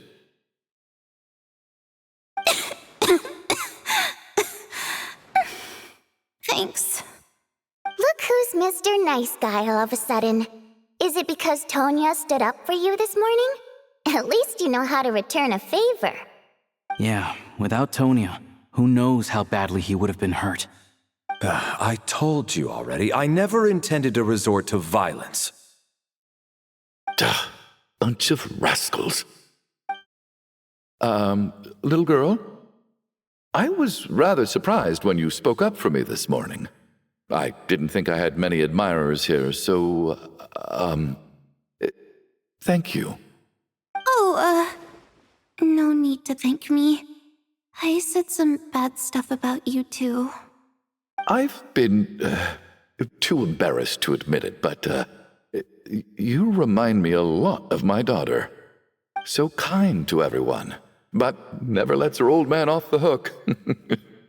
Unless my wife and I are having a fight, then she's always on my side. Especially when she was little. Every time I took her out...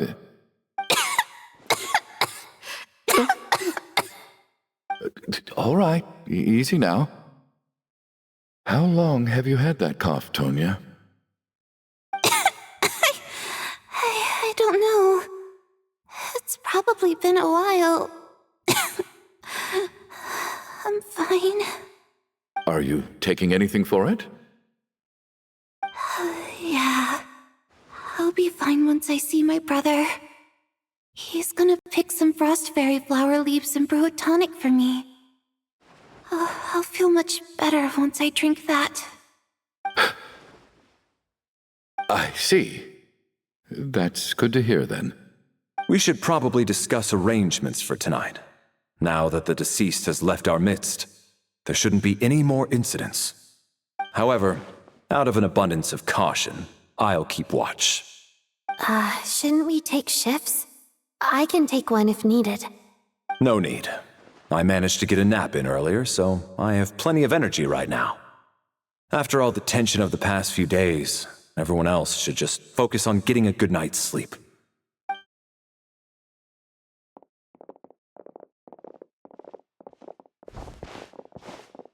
What a long day. This whole situation turned out to be way more complicated than I expected. But Valeri's right.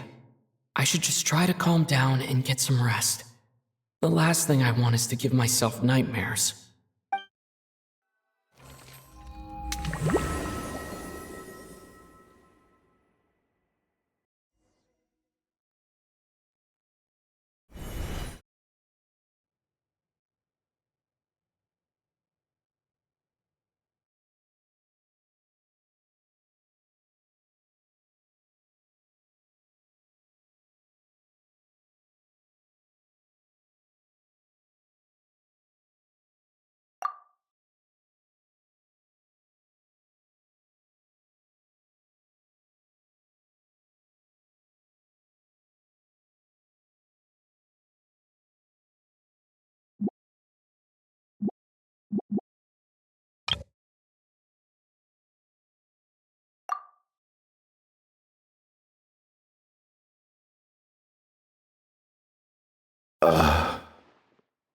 Well, I guess there's no need to inspect the body.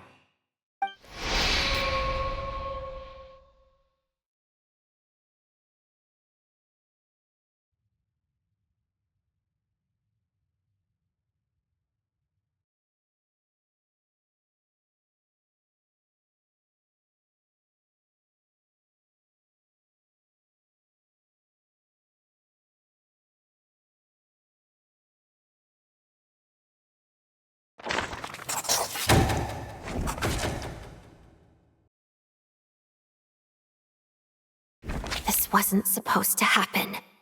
You lied to us, didn't you, Chuganov? You've been lying from the start.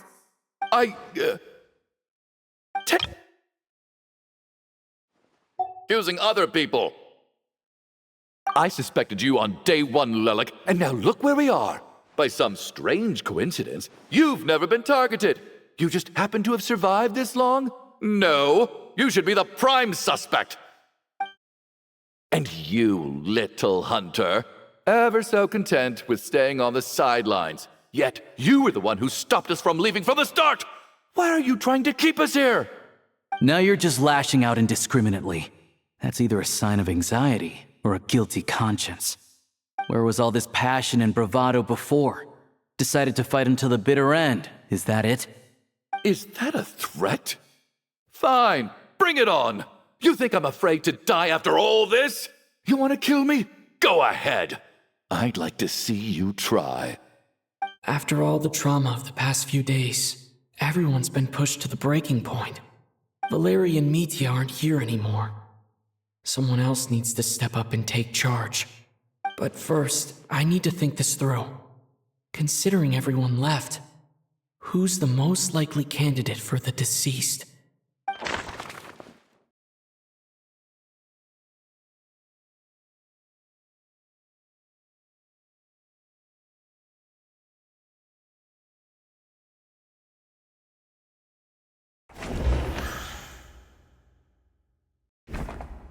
Of those who remain, the only person we've never met before is Tonya. There is room to doubt her true identity. People are easily misled by first impressions.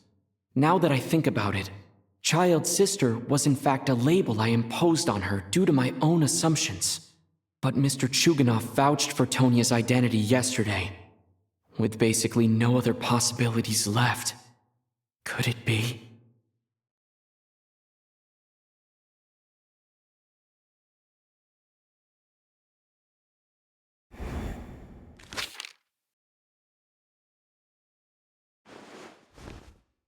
Tonya, how's Tusser been lately? Tusser? Your brother Ajax must have mentioned me in his letters home, right? Did he say anything about a blonde traveler? No. And my brother's name is Razik, not Ajax. Chuganov, looks like it's your turn to do some explaining. Yesterday, you said you could vouch for Tonya. Why did you give us a false testimony? I knew you were behind this, Chuganov. You've been lying through your teeth from the start. Everything about you is fake, down to the wife and daughter you're always talking about. Your entire family man persona is a charade, isn't it? That night, when I infiltrated your place as Lelik, I noticed you were home alone. Didn't think much of it at the time. Just thought everyone else was out. But thinking back on it now, that doesn't seem very likely. My guess is, you live alone, don't you? Even that was a lie? But why would he lie about having a family? Curses! Oh, why is there no end to this blasted snowstorm? If it would just stop! If it would just stop. I think I remember now. I know how I ended up here. It feels like a distant memory. But at the same time, it's just like it was yesterday. The reason I'm always coughing is because I got sick with frostbite. The locals usually call it the snow cough. It's not a very common illness. It's partly genetic and partly caused by the cold climate, but it can be fatal. They sent me to the hospital as soon as they found out I had it, and I spent so long lying there in that hospital bed. After a while, I felt myself growing weaker and weaker. Nothing seemed to be working anymore. Neither the treatment that the doctors were giving me, nor the medicine my brother was brewing from frost fairy flower leaves. So one day, I told my brother that I wanted him to take me outside for once, so things could be like they used to, just for one day. I wanted to meet loads of friends, experience new things. He agreed. He snuck me out of the hospital, and we escaped. We got to the theater, bought tickets, and went inside. Oh, it was all so exciting. I remember the show very clearly. It was amazing. But I found myself getting sleepier and sleepier. Oh, Tonya. When I woke up, I couldn't find my brother anywhere, so I guessed he'd already left. But there's no way he'd leave me behind. So I decided to stay here and wait for him. At the time, I figured he'd probably gone to brew some more medicine for me. I was planning to chew him out for abandoning me when he got back. Tonya, it sounds like by then you'd already... Yeah, I know. I understand now. Dead, aren't I? This cough and the feeling weak, it's probably just my body's memory. After all of that, it turns out I can't blame my brother after all. I was the one who abandoned him. I'm sorry, everyone. I realized this much too late. It seems like death skewed my perception. And now I've dragged you all into this mess. Your name probably isn't even Tonya, is it? Didn't that ever strike you as odd over the last few days? Well, when I was little, my brother and I read a storybook, and Tonya is the name of one of the characters. When we escaped from the hospital, our family and the hospital security were looking everywhere for us. So when you first approached me and said my brother had sent you, and called me Tonya, I thought he must have chosen a fake name that only the two of us would know. Because he was afraid of getting caught. No. It seems like that was just wishful thinking. At least your memory of death isn't painful. That is a small comfort. Now it's your turn, Chuganov. Talk to us. I believe no lie is ever told without a reason. You're right. I was lying. I happened to know that the Harbinger child and his sister Tonya managed to get tickets, so I lied to you and pretended I knew them. And yes, I was lying about my family too. The truth of the matter is, I lost them a long time ago. I just refused to accept reality. And now I've spent the second half of my life living a lie. I'm a joke. My daughter's name was Iskra. And before you ask, yes, Iskra, as in Iskra Manufacturing Plant. She also died from the snow cough. She was just 6 years old. If she were still alive today, she'd be around the same age as little Tonya here. After Iskra passed, my wife couldn't bear to face those memories either. So she chose to start a new life, without me. One day when I came home from work and saw the empty room, I felt like I couldn't breathe. Subconsciously, I started to imagine that they were still there. I soon discovered that this was the only thing that made me feel any better, so I just embraced the delusion. Nothing more than a pathetic means of escapism, I know. But at least it's not a crime. So explain your false testimony, then. The night before last, when I was chatting with Tonya, she mentioned that her brother would brew medicine for her from frost fairy flower leaves. Combined with her various symptoms, I suddenly understood everything, including the fact that she was deceased. The snow cough used to be an incurable illness. I would pick frost fairy flower leaves to brew medicine for Iskra too. It took hours and hours on the stove. But the year after my daughter passed away, the jester of the Fatui announced that a cure for frost blight, also known as the snow cough, had finally been developed. It turned out that all previous treatments were completely ineffective. No better than random concoctions. That was the final straw for me. I just couldn't take it anymore. Just one more year. One more year, and everything would have been okay. So, more than anyone, I know full well that in this day and age, no one in their right mind would still be using frost flower leaves to brew medicine for the snow cough. Poor Miss Tonya, therefore, had to have been from an era when snow cough was still a terminal illness. So, you projected your daughter onto her? Even though you knew she was one of the dead? That doesn't make any sense. You knew she was already dead. What did you hope to achieve by protecting her? I just don't believe in your crackpot theories, nor do I approve of your actions. How can you just declare a living person dead and throw them out into that snowstorm? Nitya's gone. My good buddy Shram's gone. And now it's Tonya's turn, isn't it? The others I can make my peace with, but little Miss Tonya, here she is, standing right in front of us, alive and breathing, and fighting her own battles. Yet you're quite happy to say she's dead? I just want her to live.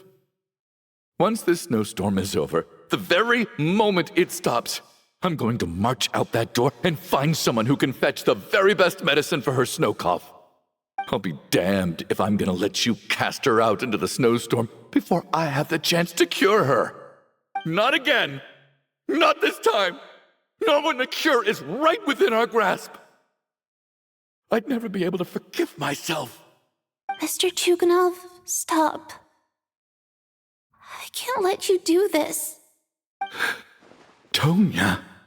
By the sounds of it, you've known I was dead since the night before last, right? I really liked Mr. Valeri, Mr. Mitya, and Miss Vodyanitsa. And now they're all dead because of me. I'm not happy about that. The reality is, you've been trying to fight your own demons through me.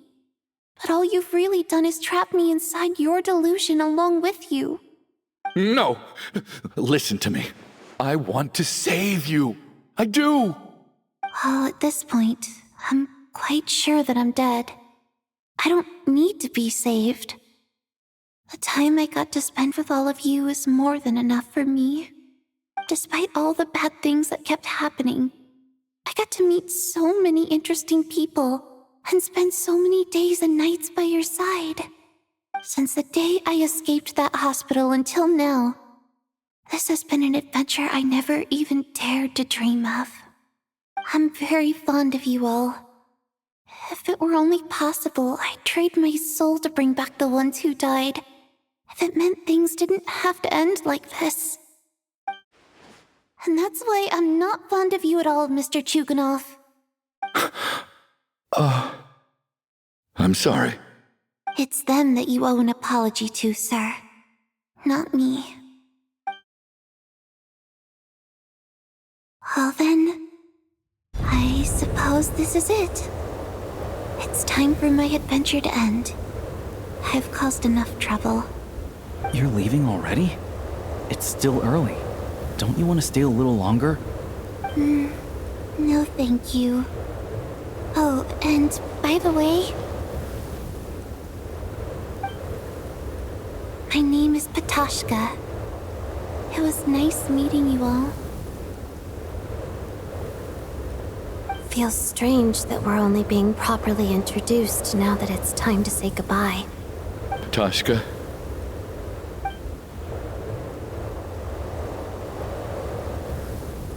What are you doing, Chuganov? Are you crazy? let me leave. I can't keep lying to myself anymore. In your dreams. Don't think you're getting off that easy when you had a hand in the deaths of so many people. The Fatui have honed quite an array of enhanced interrogation techniques since they were founded. Once we're out of here, Lelik will personally give you a taste of every last one.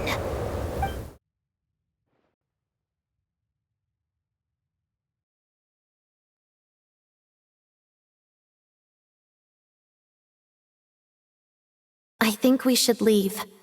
I doubt this snowstorm is ever going to stop. For all we know, this storm might have destroyed all of Snezhnaya by now. Maybe even the whole world. Wait, we finally solved the mystery of the haunted theater today. Maybe let's at least try to enjoy tonight? Fair enough. I don't particularly feel like dying in Chuganov's company anyway. And yet you won't let me die first. Hey, Chuganov, on a serious note, if we do make it out of here, you should close down that factory of yours. A lot of people are freezing thanks to you. Is this really the time to be discussing my factory? All right, fine. I'll shut it down. Doesn't matter to me anymore. Am I hearing things? Or was that a knock at the door?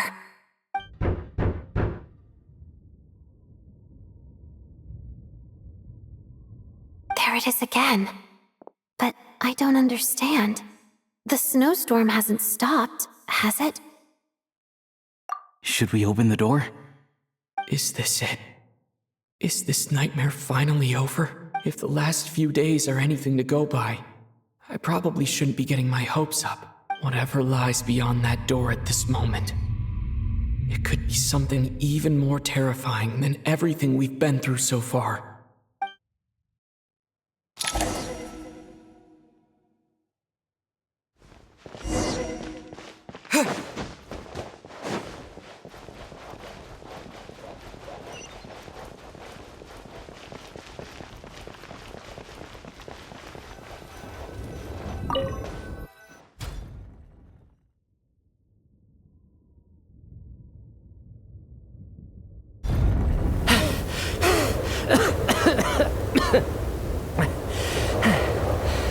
Hey everyone, I'm back. How are you doing? Feeling any better? Much better, thanks. Whew, it is so good to have you guys here. I was a little worried that the theater would be empty by the time I got back. Let me see. Tonya and Vodyanitsa are missing, which means Vodyanitsa died last night. And then you discovered that Tonya was the other dead person. Am I right? Not Tonya. Petashka. First, tell us how you made it back here. Given the conditions outside, no one should be able to return alive.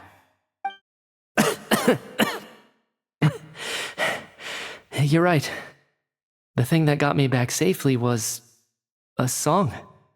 I heard someone singing. After walking into the snowstorm, my mind grew hazy. I don't know how long I walked through the storm before my mind completely slipped away. Then, suddenly, I heard the sound of singing. The voice instantly brought me back to my senses, and I regained consciousness.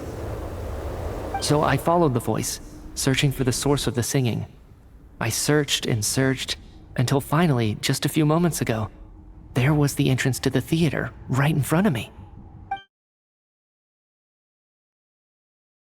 I've actually never performed this song in the theater before, because it has more of a ceremonial purpose for our people.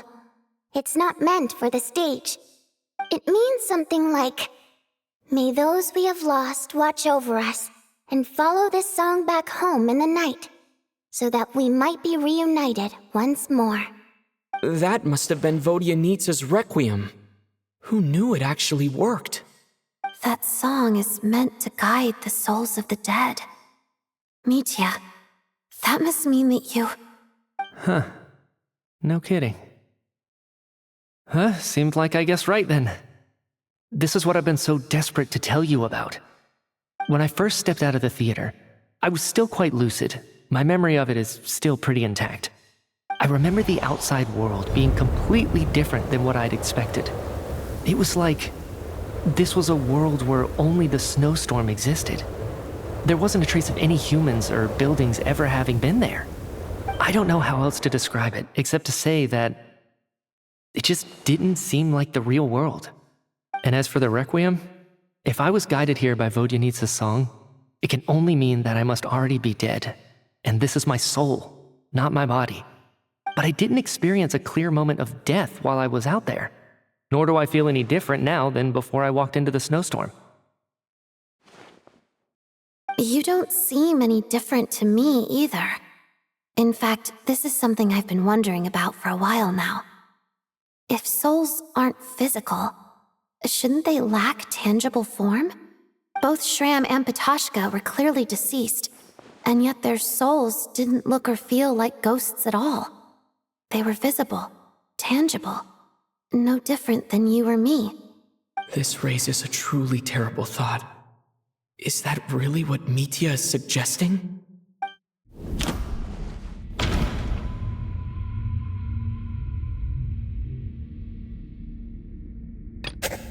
Dreams can't explain everything. And this isn't the Sub-Zeru's festival.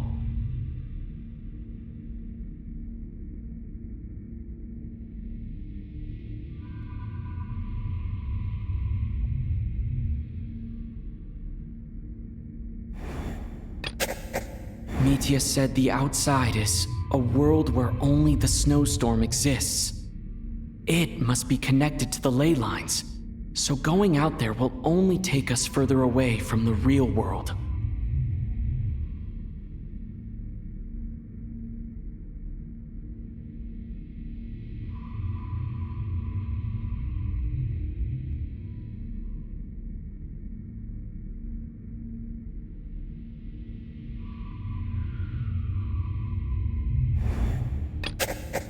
The Requiem calls to the souls of the dead.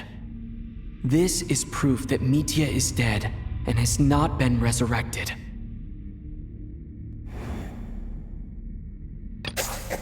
Mitya's soul was summoned back by the Requiem, confirming that he is indeed already dead.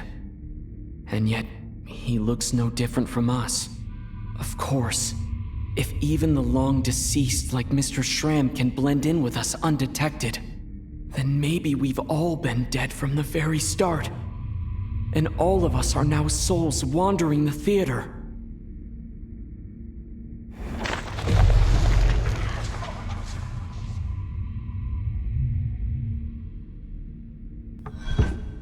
Yes.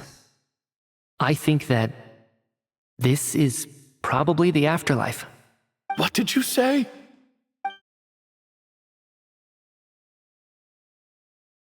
You heard me. We died in the theater. All of us did. But due to an obstruction in the theater's ley lines, our souls are trapped here, while an endless, infinite snowstorm rages outside. It's ironic, really. All that time, we were working so hard to figure out who the deceased among us were, when the truth was, we were all deceased. The only difference being some of us died more recently than others. Do you remember that note, "Death is near"? Seems like we misunderstood what it meant after all. Death was nearer than we wanted to think all along. The note simply meant that all of us were already dead. So all our attempts to survive, our search for the deceased, it was all for nothing? Hard to say. At the very least, we helped 2 lost souls find clarity and go to where they belong. The presence of those 2 is probably what caused our souls to be drawn in by the ley lines. In which case, the deaths we've awoken to over the past few days were just souls returning to the ley lines for good. If what you're saying is true, Doesn't that make us the lost souls now? Huh, no wonder. This afternoon, when I was moving Vodyanitsa's body, I noticed that the other bodies in the room hadn't decayed one bit after all these days. That's further proof that those aren't physical bodies at all, but merely our shells here in the afterlife. Am I really dead? This doesn't feel real to me at all. No, that's impossible. This cannot be how it all ends. I still find it hard to believe that all of us are dead. How exactly did we die in the real world? None of us have any memories of dying, right? Not even knowing how we died is preposterous. Good grief! Surely there has to be some reason. Exactly. It's hard to rest in peace when you don't even know how you died. It gave me lots to think about as I strode out into the snowstorm. I racked my brains trying to remember the cause of my death, the exact moment I died, the root of all of this, right up until my consciousness faded. Wait. Hold on. Right before I lost consciousness, I think I saw something.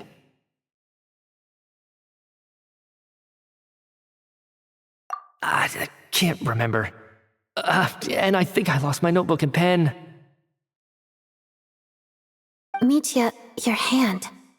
Is that blood on your fingers? Huh? You're right. There's blood on the fingertips of my right hand. Looks like it's already dried. When did that happen? What the?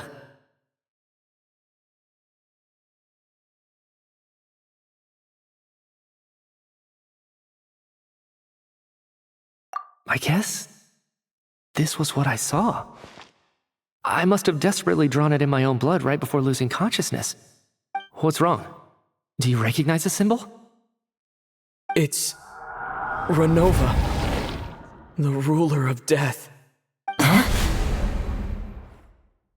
Alosha, do you still remember that Snezhnayan folktale you told me about?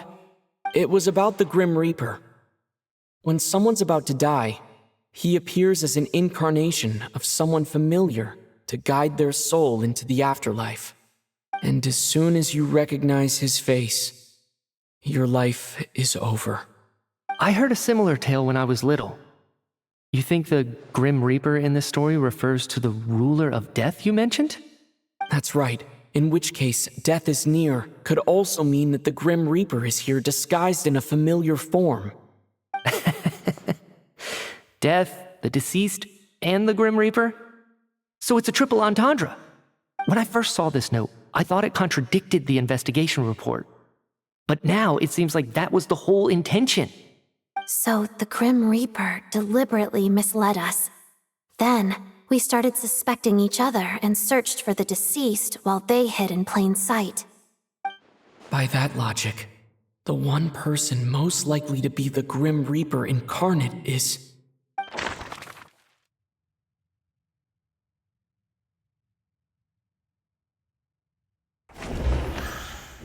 Identifying the Grim Reaper is a major decision to make. I should think it...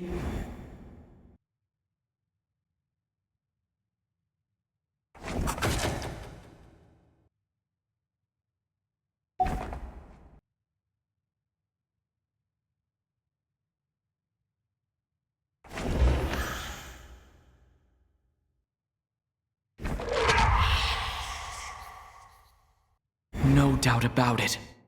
It's Alosha. Looking back at how everyone has acted over the past few days, Alosha is most likely the Grim Reaper lurking among us.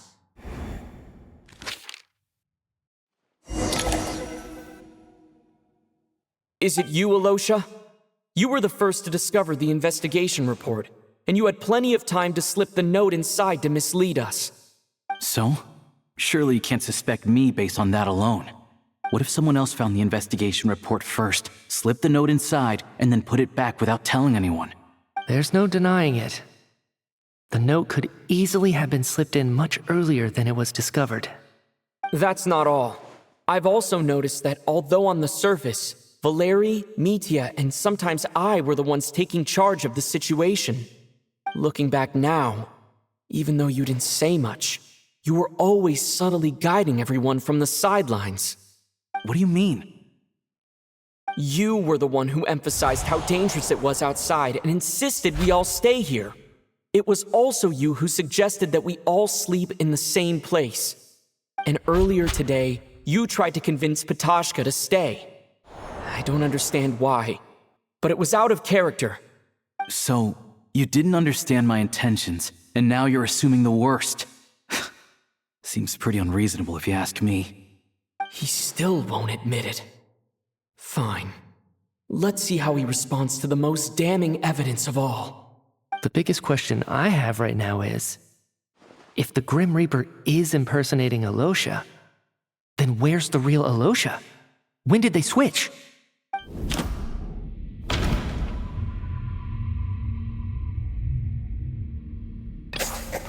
That's right. This was the moment, right at the start. Before any victims had even emerged, Alosha was switched with the Ruler of Death while everyone's guard was still down.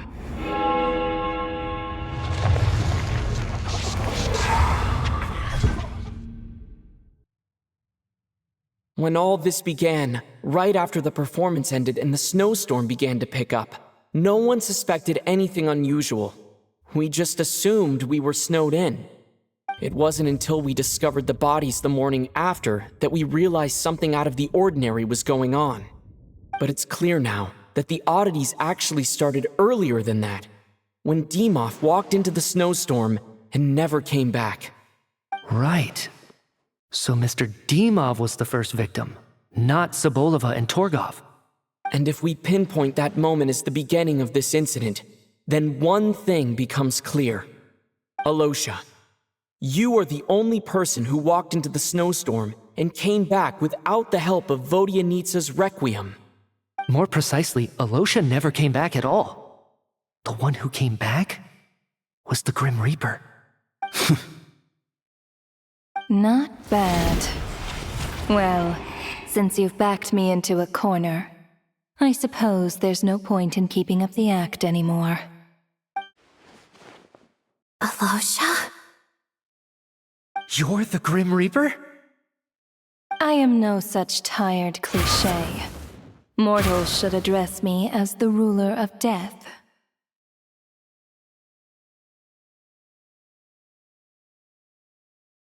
Before being wiped out for good, you identified the two deceased, and even sensed my presence. A commendable achievement. Far beyond what I expected.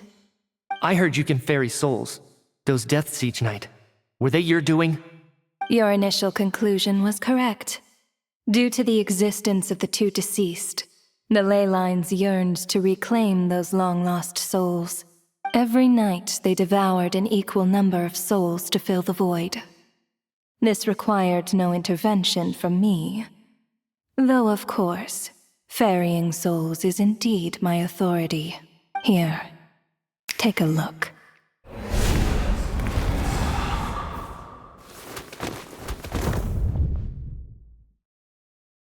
What are you doing?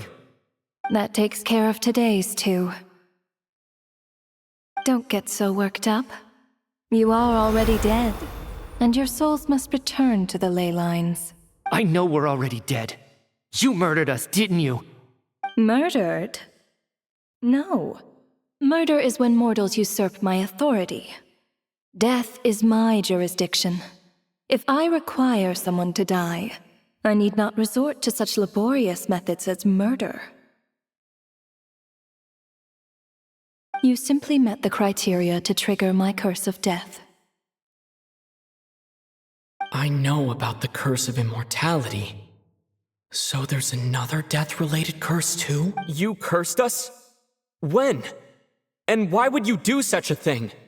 So often, humans pray to me, begging to know when their death will come, and what form it will take. But few people ask why. If you must have an answer, know that death comes simply because one's time has come. So you're not gonna tell us the truth? Hold your tongue. By all rights, you shouldn't even be allowed to speak with me. Those angels from the past are to blame for the reckless renovation of the ley lines here. It's made my work on this occasion infuriatingly complicated. Work? So trapping us here, making us watch our friends die, that's just another day at work for you? You clearly have a lot of questions. Fine. As a reward for your remarkable accomplishments over the past few days, I shall answer a few of your inquiries, provided they aren't too unreasonable. After the physical body dies, the soul must return to the ley lines for that person's death to be considered complete. My work encompasses the entire process of death, including, naturally, the guiding of souls into the ley lines, with which you are now so familiar. You must also be rather familiar with Natlan's Night Kingdom, I presume? It was I who supported the creation of the Night Kingdom. It provided a convenient means of guiding the souls of Natlan. Here, too, the ley lines connected to the theater underwent some modifications. The angels hoped to make them capable of accommodating the souls of some special creations. But this actually hindered their ability to accept ordinary souls to some degree.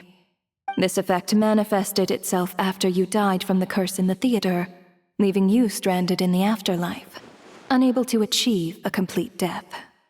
But if souls who die from the curse of death fail to return to the ley lines within a short window of time, they will miss their chance for good. Then, they will remain forever suspended between life and death, no longer subject to the authorities of either. So if you don't resolve this matter soon, and see all our souls return to the ley lines before long, we'll escape your control. Mitya's sharp. This must be what Renova was worried might happen, and the reason she got involved to begin with. But if you have the authority to guide souls, why didn't you just show yourself and get it over with? Why hide among us in the form of Alosha? You seek to understand the mind of a god. Very well. I'll tell you. This is a theater, and I decided I wanted to watch a show about death. That's why I encouraged you to take the events to the stage. I found myself getting quite immersed. I suppose the entertainment you provided makes up for all the trouble you've caused me by being so defiant in the face of death. There. Are you happy with my answer? Can't say I am. Really? But it fits the stereotypes you humans have about gods. Just moments ago, you were complaining about how infuriatingly complicated your work here has been. Work is work, I get it. There are times when it's a huge pain, but you just have to get it done, right? That's a rather unique perspective for a human. You are in fact correct. There is a pain point in this case. Due to the obstruction in the theater's ley lines, there is a hard limit on the number of souls they can receive each day, making it impossible for me to ferry all your souls at once. Revealing my identity too soon would inevitably have led to futile resistance, and there was a risk that any souls who chose to run would disappear. Then there was the issue of the two lost souls you called the deceased. The way you resolved that quandary was all part of my design. That's what I don't understand. If all of us were souls of the dead, what made their presence among us special? For centuries, they have refused to return to the ley lines, exploiting the issues created by the angel civilization to resist being drawn in. Centuries of obsession accumulated during this process. You may think of this obsession as the resentment of the dead, and in this quantity, it was a bomb that could have detonated at any moment. It reached the point where I could not afford to leave it unchecked. But the only way to fix it was to help them acknowledge their own deaths, make peace with their regrets, and willingly walk into the snowstorm. Only then, with my guidance, could they finally return to the ley lines. Otherwise, you would not like to know what the consequences would have been. I vaguely remember seeing Batashka, but in the most terrifying form. Was that in a dream? Is that what would have become of her if she hadn't returned to the ley lines?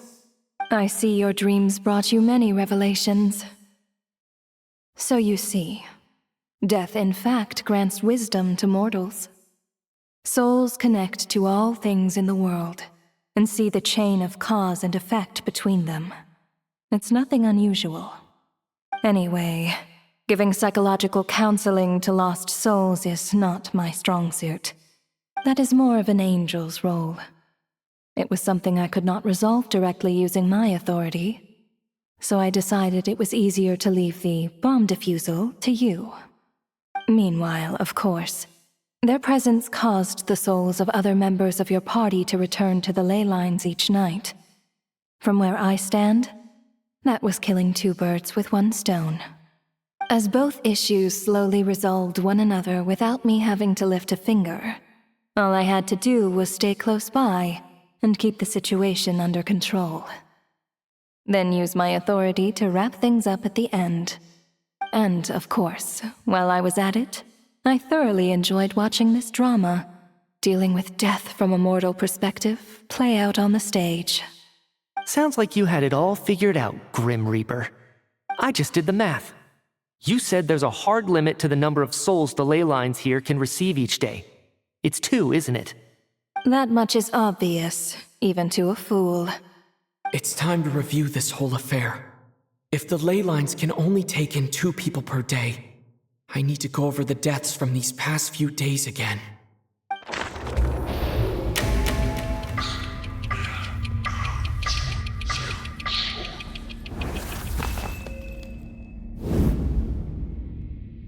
Looking back now, none of us had the faintest idea at the time. From the moment that staff member named Demoff walked into the snowstorm, the incident had already begun.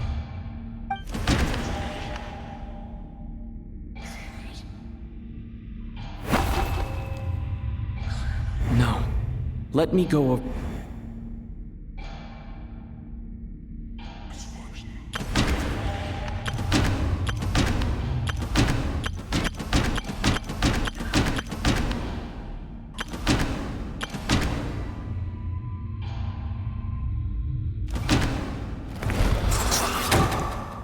Alosha was the second to walk into the snowstorm after Demoff to investigate.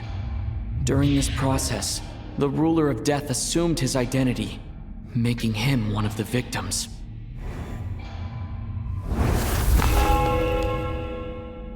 During our first night in the theater, everyone was caught up in the novelty of it all. No one could have expected there would be victims the very next morning. Despite all the confusion, and with the help of hindsight, we finally began to realize that something was amiss with the snowstorm.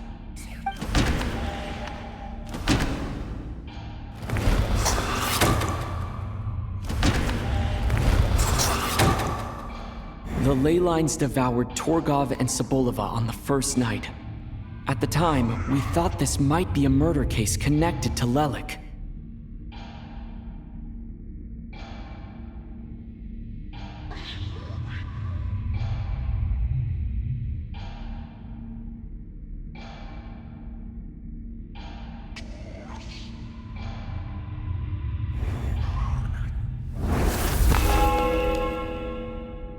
Odette and I spoke a lot that night. 3 people were on watch, but in the morning, we discovered that someone had fallen victim all the same.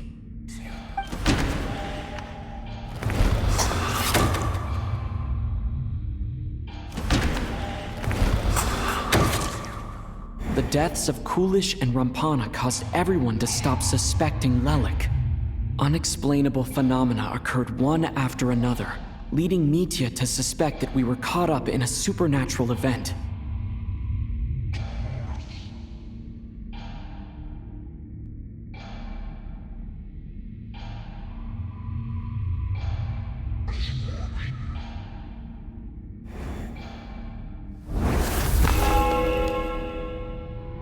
Later, we discovered that there seemed to be an extra person among us, and subsequently discovered the existence of the deceased.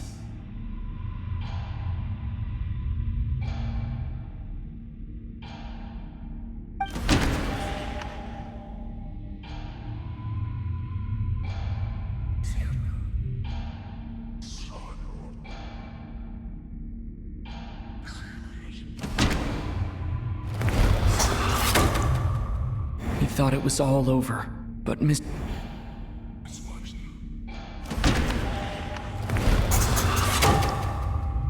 Schramm realized he was the deceased and walked into the snowstorm to return to the ley lines of his own accord. It turns out there really was a dead person among us. A lot happened today. Mr. Valeri's death led us to discover the connection between the number of deceased and the number of victims during the night.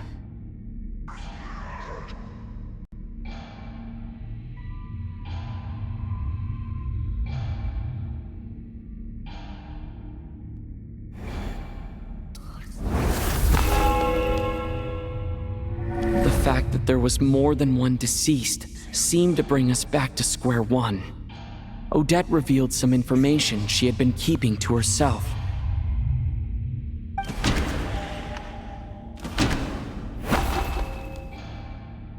Although Mitya did indeed walk into the snowstorm that day, he returned from the ley lines with the help of Vodyanitsa's Requiem. The void in the ley lines hasn't been filled, so let's rule out Mitya for now.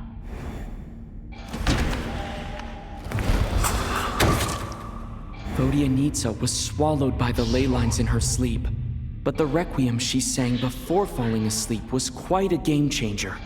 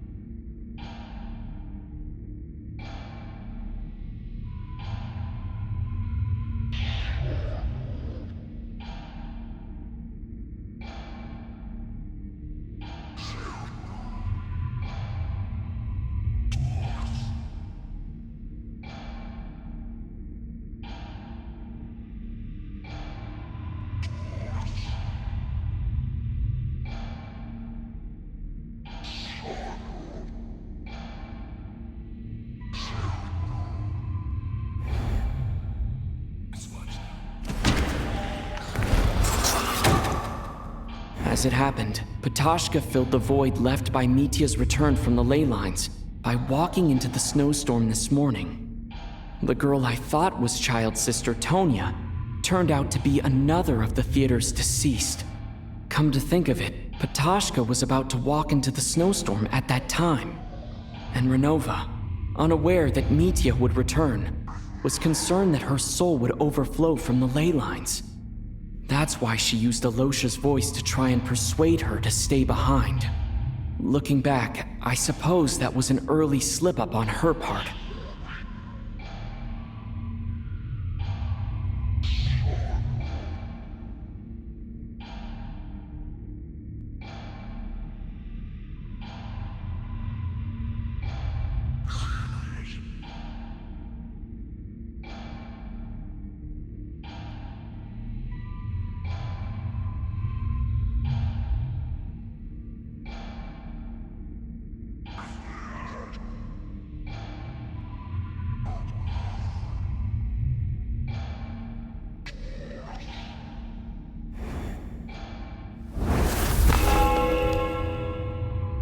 No one could have expected anyone who walked into the snowstorm to return.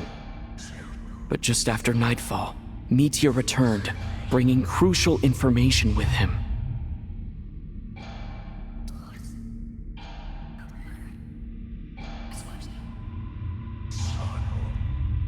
Various truths began to surface, including that all of us were already dead, and that the ruler of death was here among us.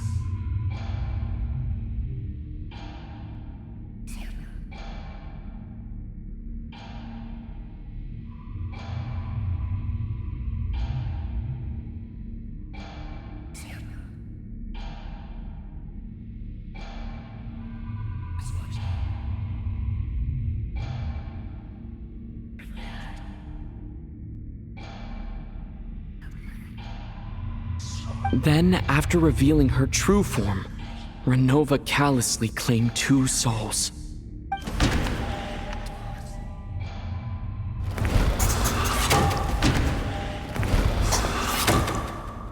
In fact, everyone was already dead by the time we took the photo. And in the days since, we've experienced many more partings in the afterlife. Now, only Mitya and I remain. And the true culprit behind everything still stands before us.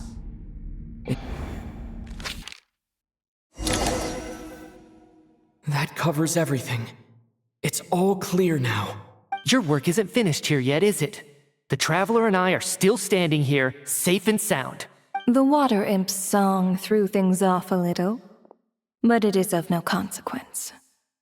The ley lines have already anchored your soul, and the first ray of light tomorrow morning will take you back. I, meanwhile, need to review my attitude towards the Water Imp race. So the reunion in the night that Vodyanitsa mentioned, I suppose that was never meant to be a permanent reunion. That just leaves you, Traveler. My power only allows me to temporarily separate your soul from your body. The ley lines of Tevat would not accept you, and your soul is firmly anchored to your body by your will. For a descender like you, who is not bound by Tevat's rules, your death can only be brought through the most violent of means, such as directly destroying either your body or soul. I have no interest in involving myself with Descenders, for now. Although, this may change if Asmodee remains missing, or you insist on interfering with our affairs. One last question then. All our struggles and sacrifices here, they were meaningless from the very beginning, weren't they? Death abides no reason. Besides, what you call sacrifice is merely a concept created by humanity. To me, it is nothing more than a self-indulgent charade in the face of death. Mere mortals fantasizing that their actions could reclaim something from my grasp. A truly laughable idea.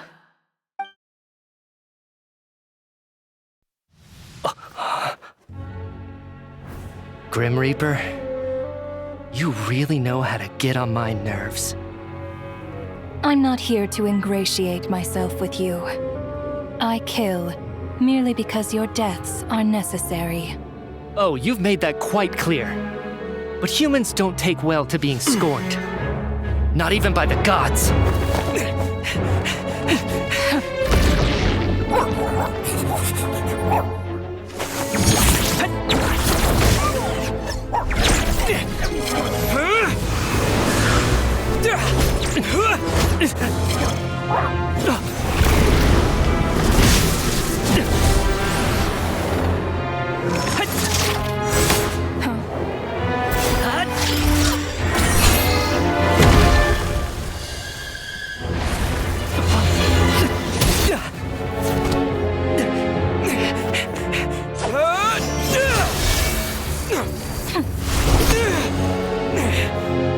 This is futile. You must know that you are powerless against me in my own domain. I suggest that you save your strength. For what? Maybe we can't change anything. But if nothing else, we can at least teach you to have some respect for the dead. Audacious.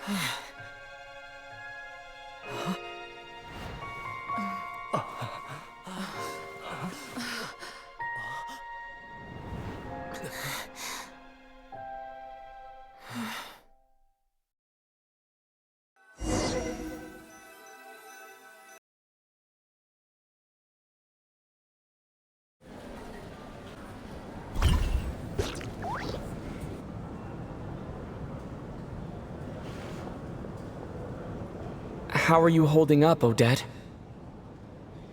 What happened to me? How much do you remember? What do you mean? Is the performance over? I can't seem to recall what happened. Has Odette already forgotten?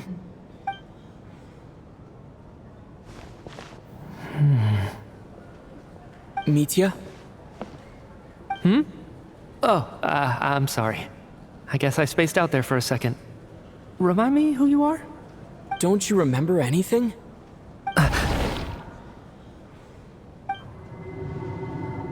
Yeah, I remember now, comrade. Looks like we guessed right.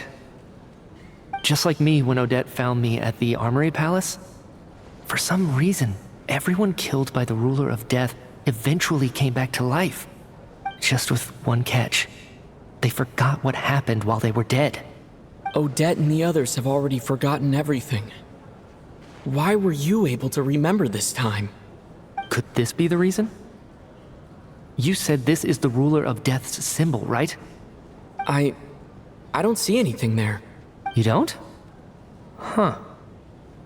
Okay, I guess that makes sense. I carved this into my hand in the afterlife, so it's not visible in the physical world. Does that mean I carved this symbol into my soul?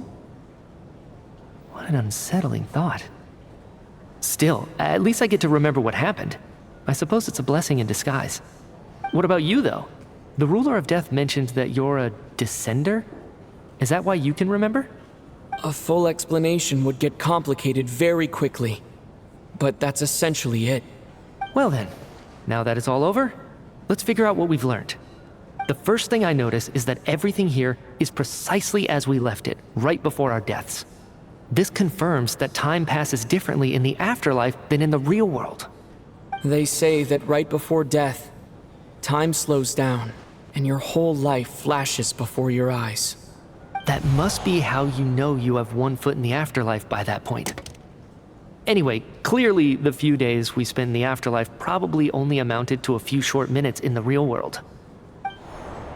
This also aligns with previous reports of widespread temporary memory loss among the Armory Palace personnel.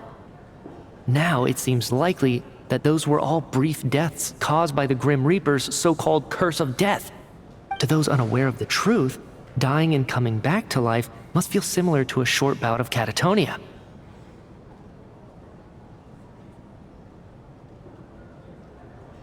This leaves me with a couple big questions. What are the conditions that trigger this so-called curse of death? And why are we resurrected after we die? If nothing else, I think it shows that killing us wasn't her ultimate goal. We still don't know her true reasons for subjecting us to death. Right. This time only got complicated because of the situation with the theater's ley lines. That's why she had to approach it differently. If the previous incidents of amnesia among the researchers are anything to go by, killing us is usually a pretty routine matter.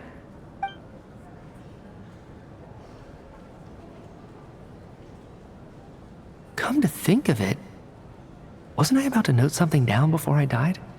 I can't remember what it was, but I think it was something related to my research project. Sorry, Traveler. I'll catch up with you again later. Right now, I have to make a trip back to the Armory Palace. Sir, if I may, no one of your description has ever shown up in my investigations into Mr. Mitya's friends. Yet, you two seem very familiar with each other.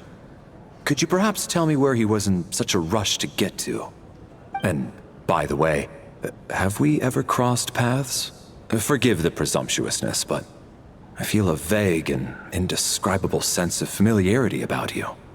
I can explain everything. Could you help me gather everyone in the theater in one place?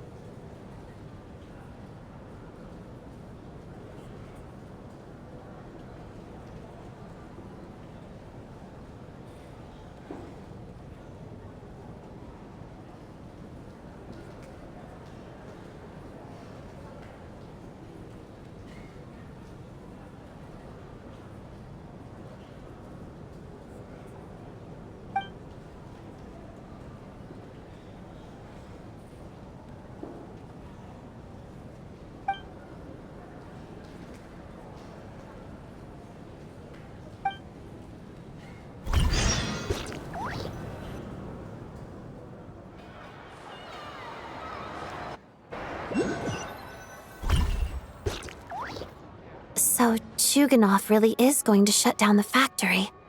I guess this theater incident actually did us some good after all. So, you said I promised to take you to the Armory Palace while we were in the afterlife, yes? I believe you. I think I even have a vague memory of it. Agreed. Let's check in on her first. The whole reason for our trip to the Armory Palace anyway is to figure out what's going on with her health.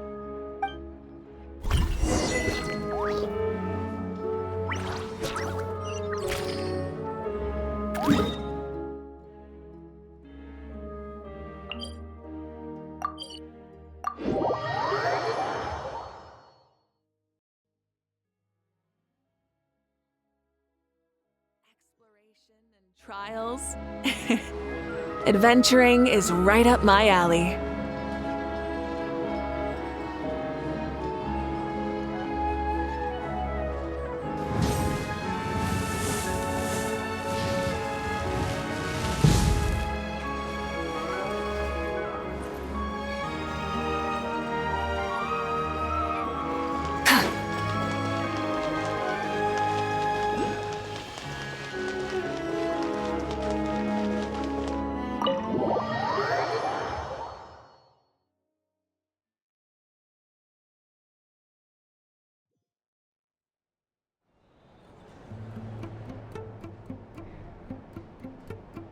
I'm finally back, even though a long time has passed from my perspective. As far as Paimon's concerned, I probably just went out to watch a very short show. I should keep my emotions in check when I see Paimon again, or it'll seem weird. Wait. The atmosphere here feels off.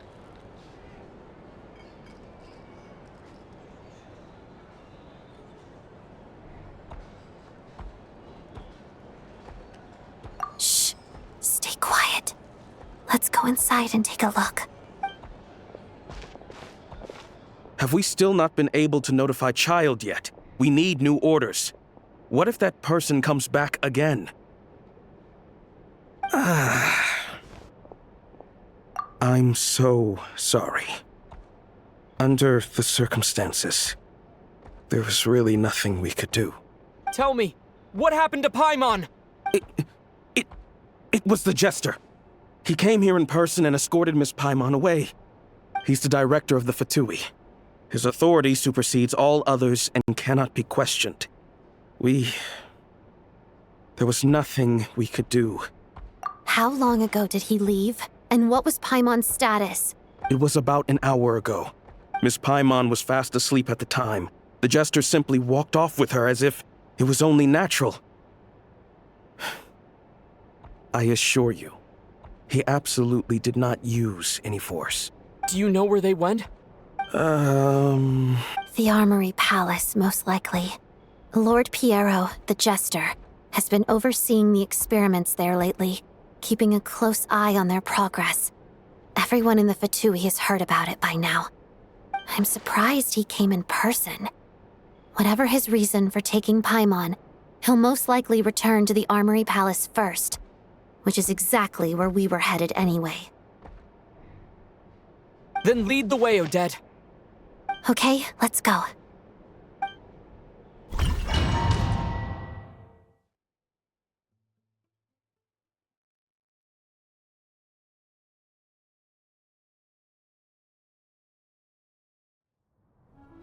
It's just up ahead. Quick, let's get inside. No, I'll go alone. You know I'm planning to force my way in. You're with the Fatui, so you should stay outside. I was hardly planning on taking you through the official channels anyway. I'm here to force my way in, just like you. I may be a Fatus, but I'm also Lelik, enemy of Project Stuzha. Paimon's safety is paramount right now. With me around, you'll have an extra pair of hands. There might be devices inside that are easier for an insider to deal with. If you say so. Let's go. There's no time to hesitate.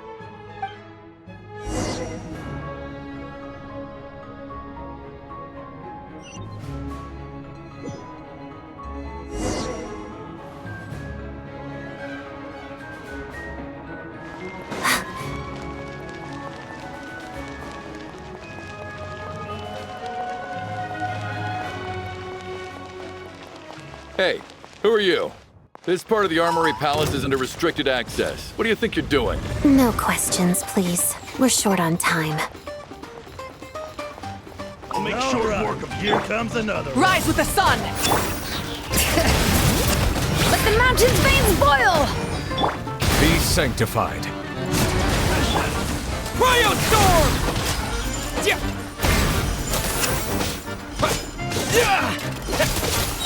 Condense! Pyroclastic surge!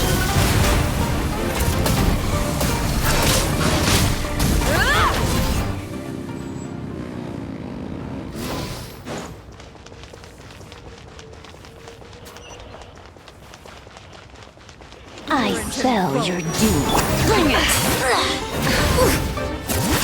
Hear the echoes of the valley! Wrath from the sky! A tricky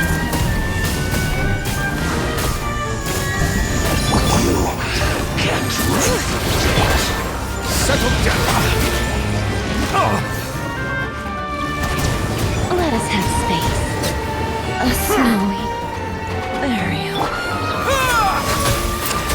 Savor the show, young people. Silence!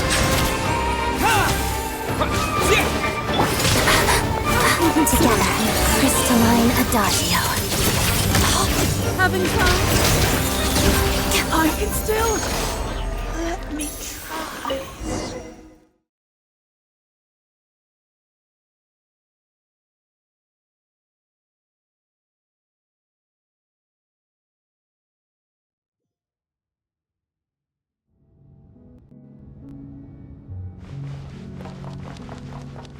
Now it's your turn. Do you have a pass? Where are you coming from? So, you're intruders, huh? Don't blame me for what happens next!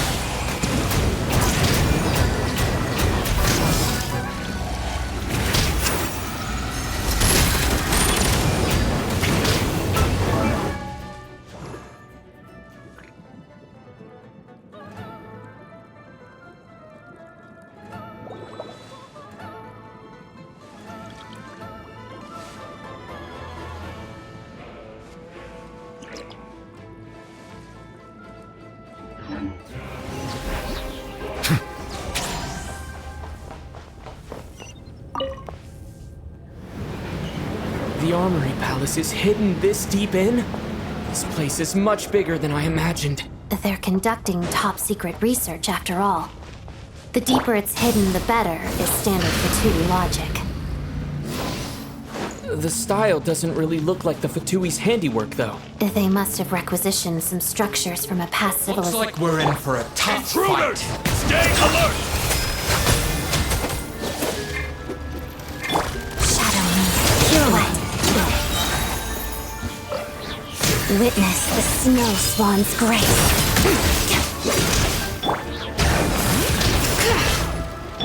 Bow your head.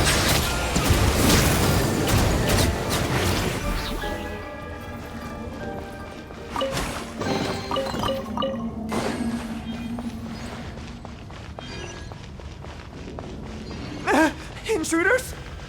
Don't come any close. Just what are you guys trying to do here? Short work, it's your skull! Letting brave names echo! Pyroclastic surge! Mission over.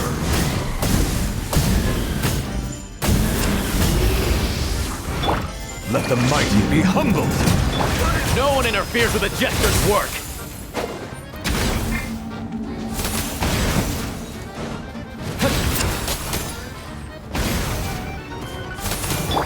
Burn it down!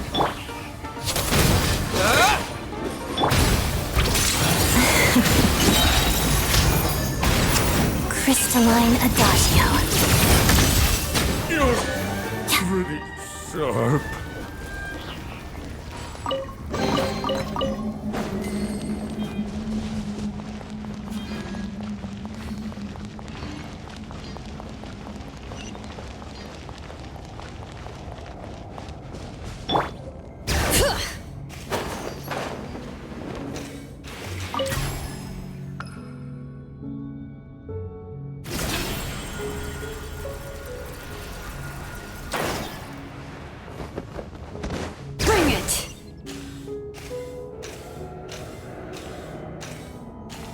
Looks like no one's guarding this place. There's something off about that decoration over there. Look out! Let's deal with these before we move on.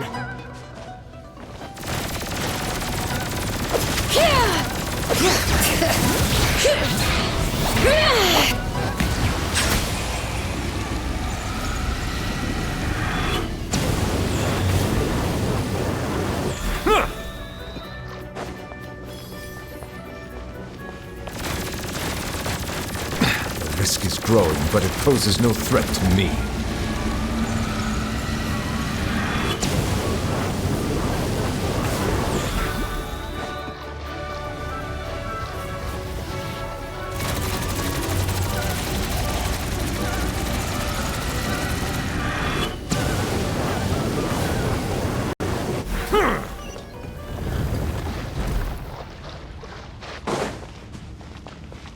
Bring it!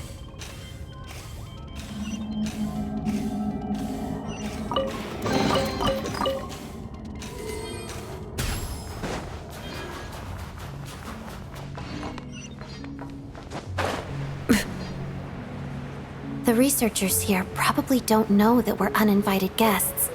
Let's try not to hurt them. What's the big star from the theater doing here? That's Miss Odette.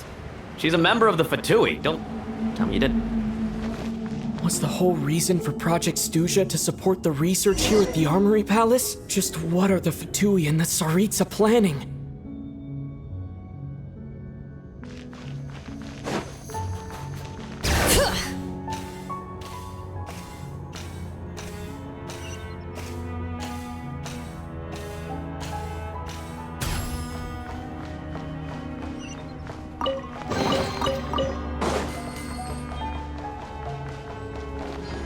Whoa!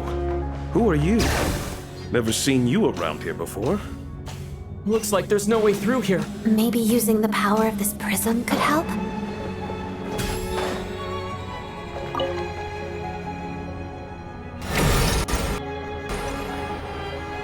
I think I see some images. It's the prism's power at play, causing images of the past to reappear, albeit only as illusion. Paimon. And the Jester. Is this another scene? What's going on here? What happened? The source seems to be the Armory Palace. They must have started some large-scale experiment. Wait, what if this has something to do with Paimon? We need to hurry!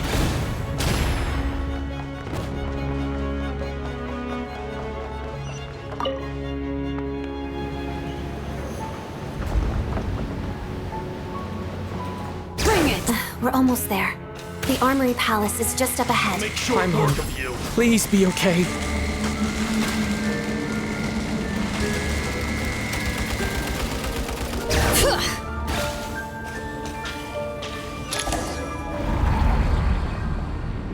What's going on?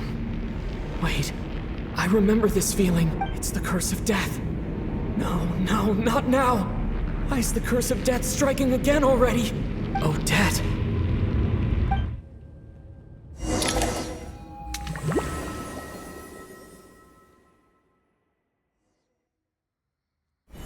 Is this the afterlife again? I need to find a way back to reality. Is that Odette's core Ignis? Could that be what just woke me up?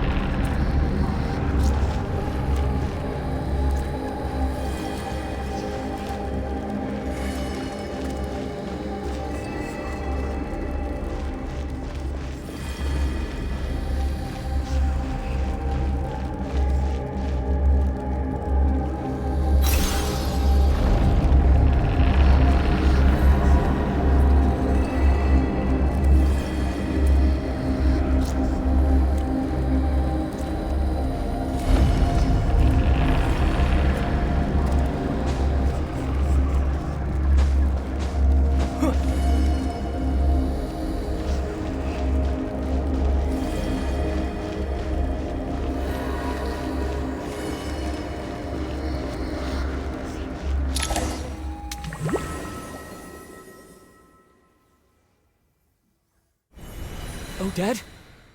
Odette! No signs of life. But past experience says that she should be resurrected before too long. Did Odette intentionally use her core Ignis to guide my soul? I feel like something similar happened in a dream I had before. Thank you, Odette. If not for you, my soul wouldn't have found its way back to my body so quickly.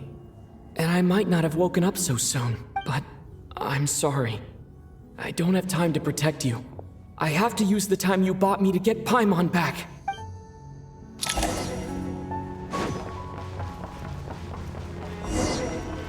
Sure enough, everyone here has been affected by the curse of death. Paimon! Paimon! No, wait. Paimon probably didn't escape Renova's curse either. She won't be able to respond to me right now. I'll have to find her myself.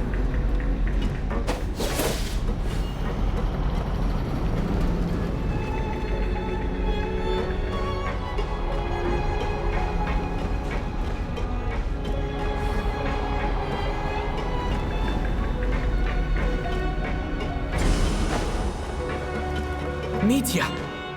Is this the laboratory he works in? What happened here to trigger the curse of death again so soon? I'll have to ask him when he wakes up. Finding Paimon has to take priority now.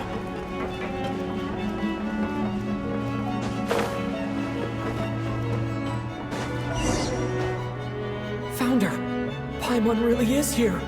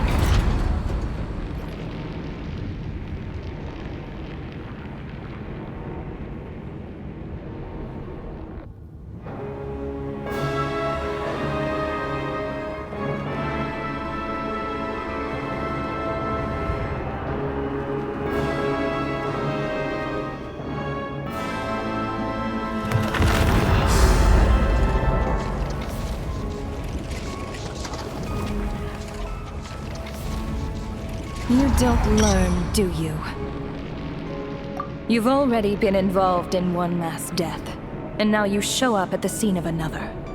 This might have passed for a coincidence the first time, but a second time? Am I to assume you are intentionally interfering in Snezhnaya's affairs? Judging by your expression, it seems that you understand little of what is going on here. In that case, a word to the wise. Do not interfere in Snezhnaya's affairs. A civilization that fails to learn its lesson constantly depletes its own worth. It will one day lose any reason for its existence. And as a descender, you are perfectly suited to be the lifeline to which a dying civilization might desperately cling. Consider your position carefully. No advice needed. I'll make my own judgments. Suit yourself. When the day of reckoning arrives, not even a descender can hope to escape unscathed. The time for resurrection fast approaches. The mortals here are not yet worthy to behold my form. So that will be all for today.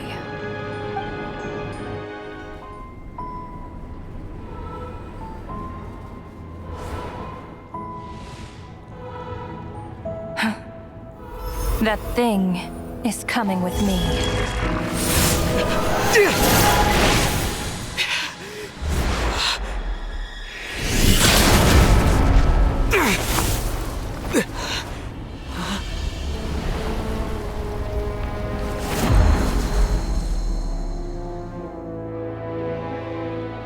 You awoke sooner than I thought. The curse of immortality is stubborn, unable to enter the ley lines, yet not content to remain a spirit. Ruler of death, what do you want? You perplex me. Both you and you.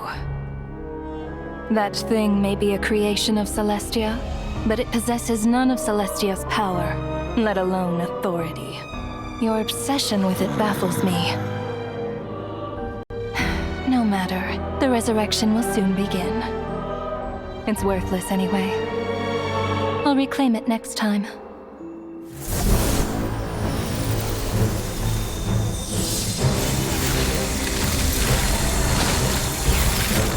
Hey, who says there'll be a next time?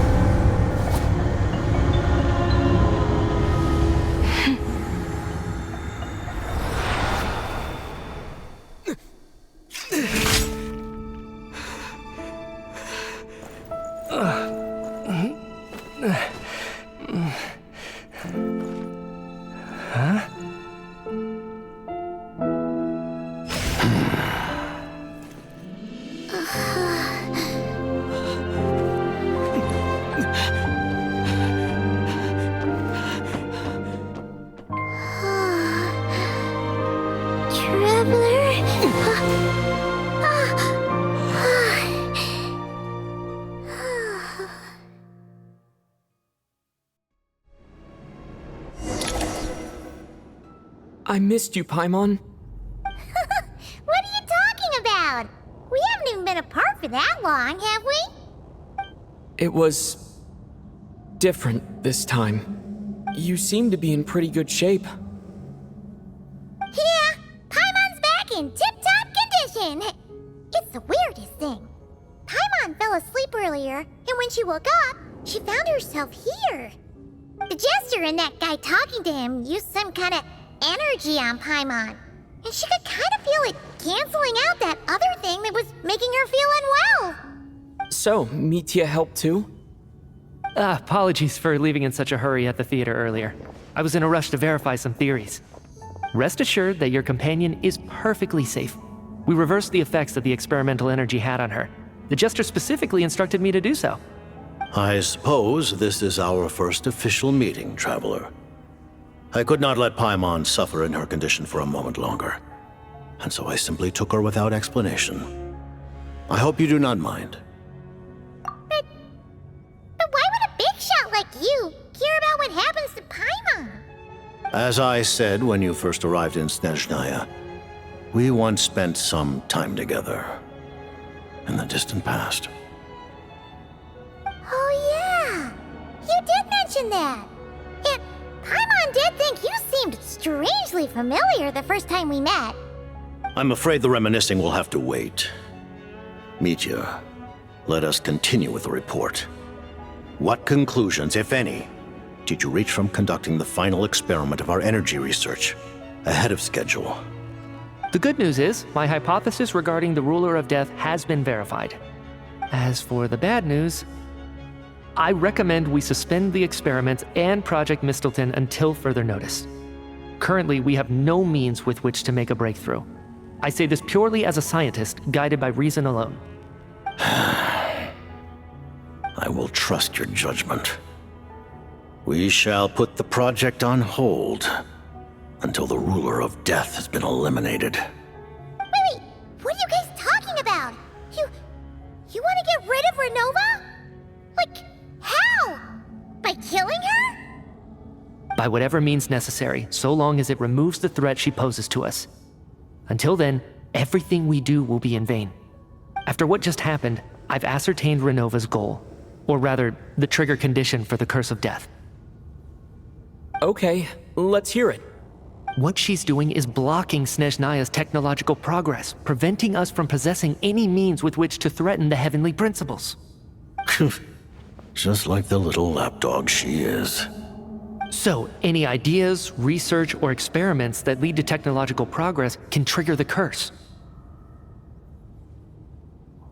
Just now, for instance, I was set to launch a final phase energy experiment ahead of schedule. If the experiment was successful, we could have achieved a crucial breakthrough. As expected, though, the moment the experiment began, all the researchers, technicians, and witnesses died from the curse. All that effort, not to mention the energy and materials we relied on Project Snezhnaya to gather for us, went to waste. In the end, nothing was gained. Does that mean something similar happened when we were at the theater? That's right. During the performance, I thought of an important breakthrough regarding the experiment, and wound up dragging everyone into this. So the nature of the curse seems to be something like, when moments of technological progress occur, all life in the vicinity is taken away. What a violent method! Of course, that meant the curse was normally limited to the Armory Palace. Since outsiders are forbidden from entering, this mass death phenomenon went unnoticed. Until Odette came along. I believe she was the first witness.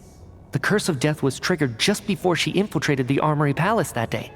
But you mentioned something about a final stage experiment. Doesn't that mean you've actually made some progress? That's right. Even with the gods locking certain key components out of reach, humanity can still advance technology in incremental steps accumulated over time. But, as I'm sure Renova anticipated, even incremental progress has its limits, a point where the truth you're seeking must be put to the test in an experiment. You mean the experiment you were just about to do? Yes, we were at a critical juncture, a moment where the quantitative was about to translate into fundamental qualitative change. With this single experiment, we could have brought everything we've worked for to fruition. But now, after already being forced to fumble around in the dark all this time, it feels like we've truly hit an impenetrable wall. As long as Renova's Curse of Death persists, we won't be able to advance the experiment or obtain any results.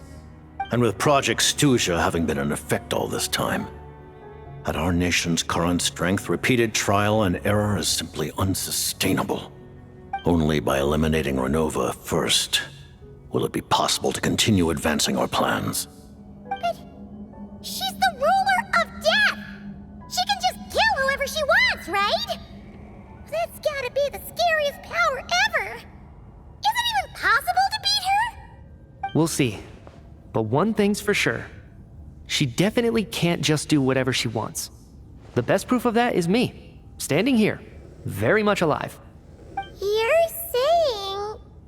Wouldn't it be easier to just kill all of us researchers for good? Why resurrect us over and over again? Why let us advance our technology to this point? So, you're saying even the ruler of death has limitations we don't know about? Exactly. And I think that's where the key to our breakthrough lies. Regardless, the ruler of death has always been an obstacle we must overcome. Indeed, we must face life, death, time, and space. After all, our goal is the heavenly principles. The Fatui want to challenge the heavenly principles? For a long time, I've had a vague suspicion the Fatui and the Tsaritsa were targeting the heavenly principles. But hearing the Jester admit it is still a shock. No wonder the Tsaritsa's goal has always been kept a secret from the people. What kind of road will that lead Snezhnaya down? In that case... Lord Jester, I would like to request some leave. I'd like some time to organize my thoughts and go over the data. Granted. Get some rest, put the experiment out of your mind, and take care that the Curse of Death doesn't affect any civilians.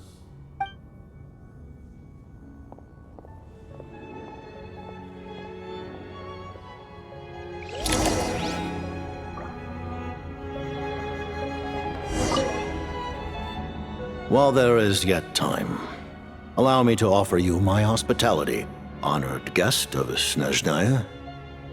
Is there anything you...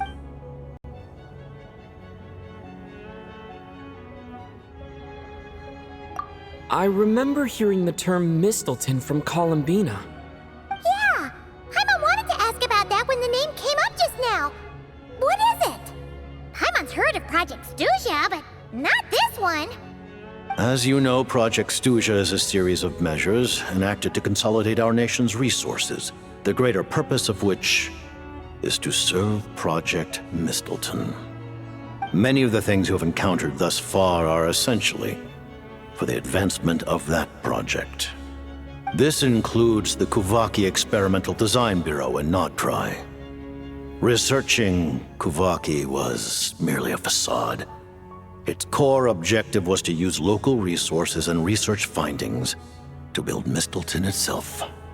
And that's a weapon built for the final battle against the Heavenly Principles, isn't it? Huh? How did you know that? I was given some intel, and I made some deductions. Wait. You must mean that thing over there.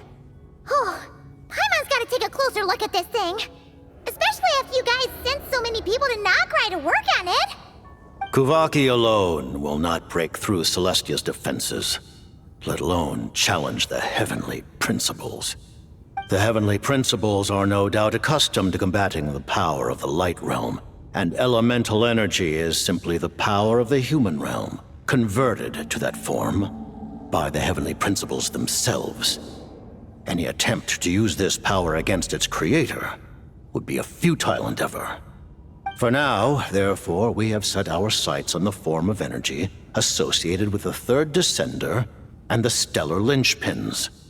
This may hold the potential to allow Mistleton to contend with the Heavenly Principles. You could say that by reverse engineering the Stellar Linchpins to extract the energy within, we have obtained a source of anti-Celestia energy.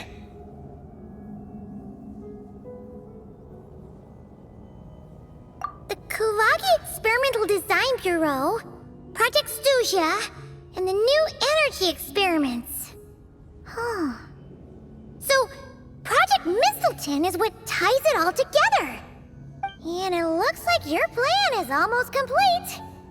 No wonder the Ruler of Death came after you.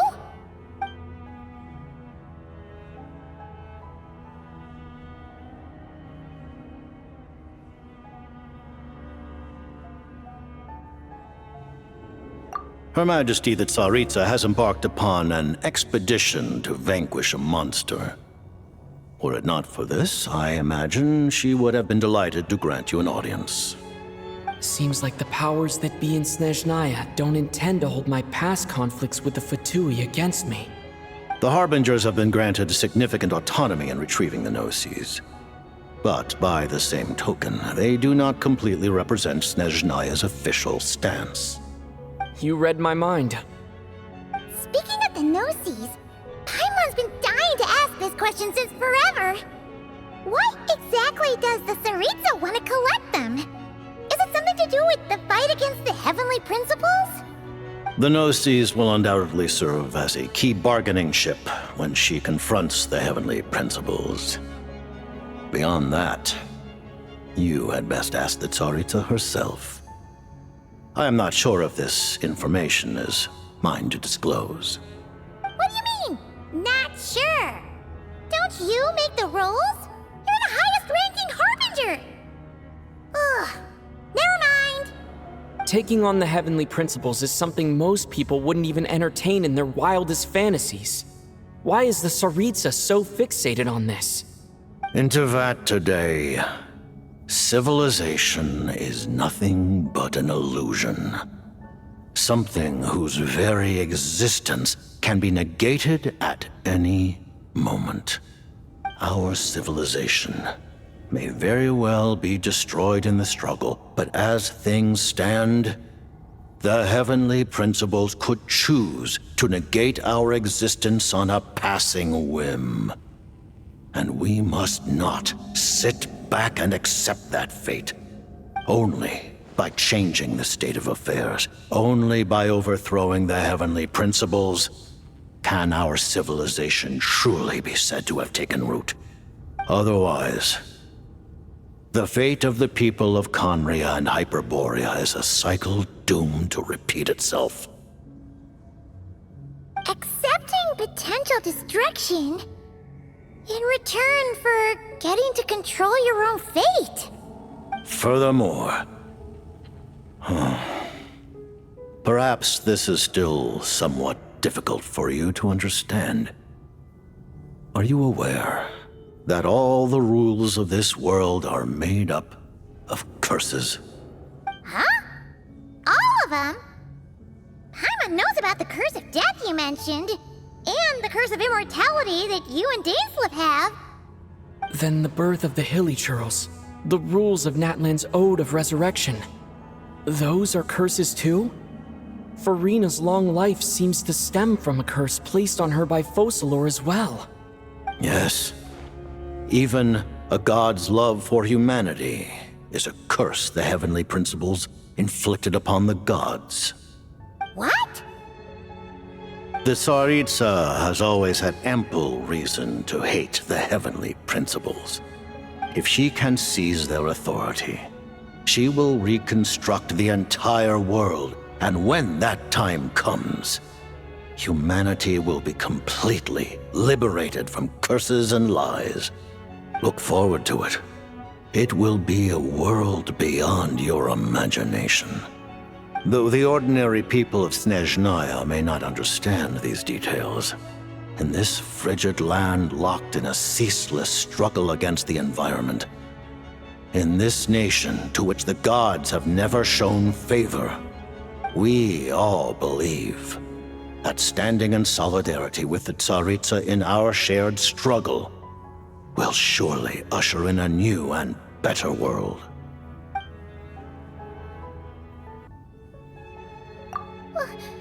Paimon really doesn't remember. He's basically a stranger. You've got to believe Paimon.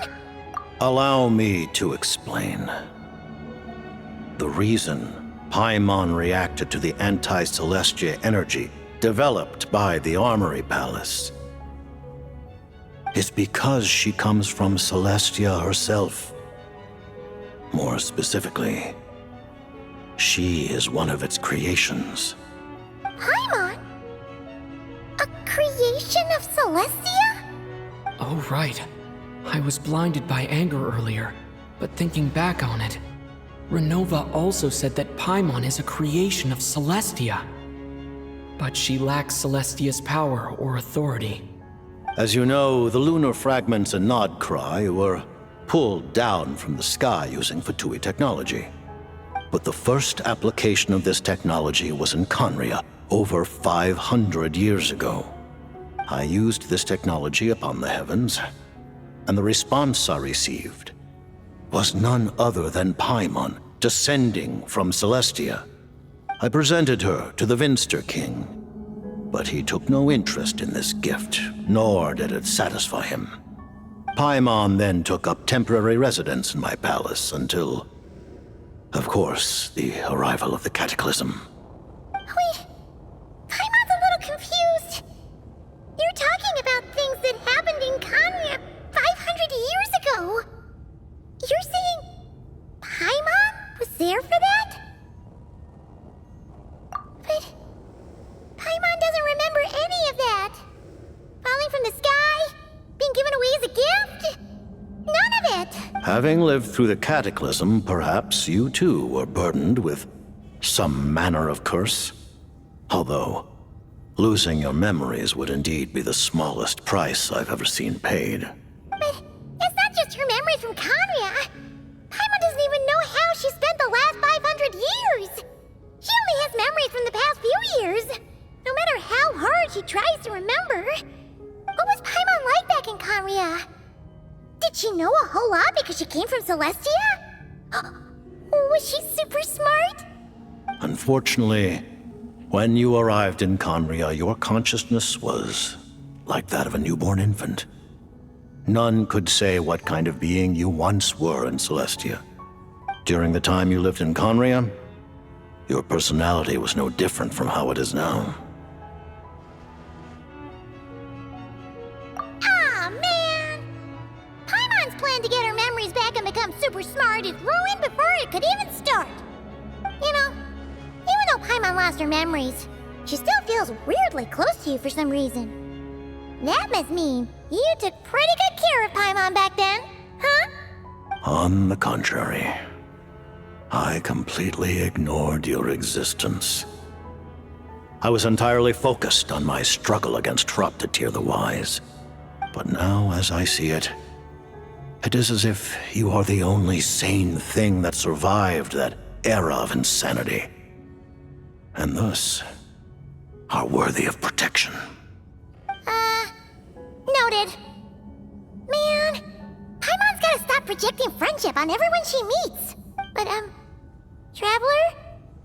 Even though you know Paimon's some creation of Celestia now, you still want her, right? Oh, phew! That's a relief. Paimon's just learning about this, too. She's barely even processed it.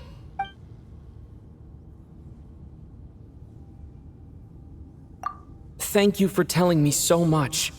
I'm a bit surprised, honestly. I didn't expect you to be quite so transparent with me. Given the circumstances, the Fatui need not hide anything from our allies. Allies? To advance Project Mistleton, we must first resolve our issue with the Ruler of Death. And, if I presume correctly, you have no intention of letting her actions go unpunished either, do you? That's right. Ever since she said she intends to reclaim Paimon when we next meet, I figured reconciliation was out of the question. Against an opponent of this caliber, deliberating over our allegiances would waste time we do not have. We must join forces unreservedly with whomever we can, if we are to stand anything like a fighting chance. You're going to challenge the Ruler of Death? Just for Paimon? But Paimon's only...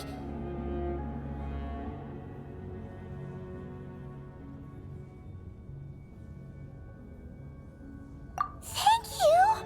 Oh, thank you! Oh, gee! Now Paimon doesn't even know what to say! Anyway, Paimon's super touched! The Tsaritsa will return in triumph in short order, and the Fatui shall hold internal discussions regarding the enemy. The time for us to meet again will come very soon. Got it. Thanks for your help with Paimon. I'll be sure to look after her for you. There was just one other thing. Well, it's just a request, really. Paimon really wants to see what this Mistleton thingy you're gonna use against the Heavenly Principles looks like. Of course, Paimon knows it's top secret and stuff, but she just had to ask. Certainly you may. Whoa, for real? Actually, maybe it's best not to. What if her Nova suddenly pops up again? She might take this chance to... While the technology is not yet fully developed, it has nevertheless reached the stage where Celestia's creations are unable to damage it. In that regard, you may rest assured. Oh. Wow. No wonder Paimon felt so out of sorts recently, even though he was super far away. Alright then! Paimon's ready to take a sneaky peek at this top secret super weapon!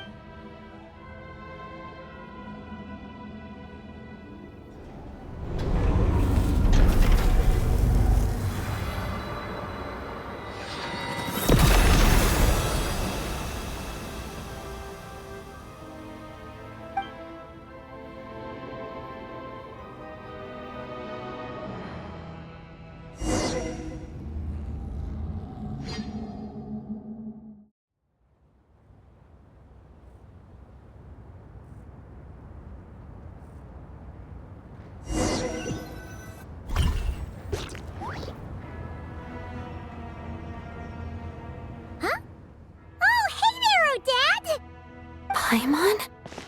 You're okay. Thank goodness. You look well. Have you recovered? Long story short, yep, Paimon's all better. What are you doing here? Were you waiting for us? That's right. When I woke up, I wanted to go in after you, but the guards had woken up as well. It would have been tough to take them on alone, and there was no easy way to sneak past them. So I returned the way I came and waited for you here. It was thanks to you that my soul found its way back to my body so quickly. Thank you. Huh. That actually worked? Nice. I just figured I'd try my luck when that ominous feeling struck me. Really, you should be thanking this thing instead. Anyway, and now that things here are all taken care of, I have other things I should get back to.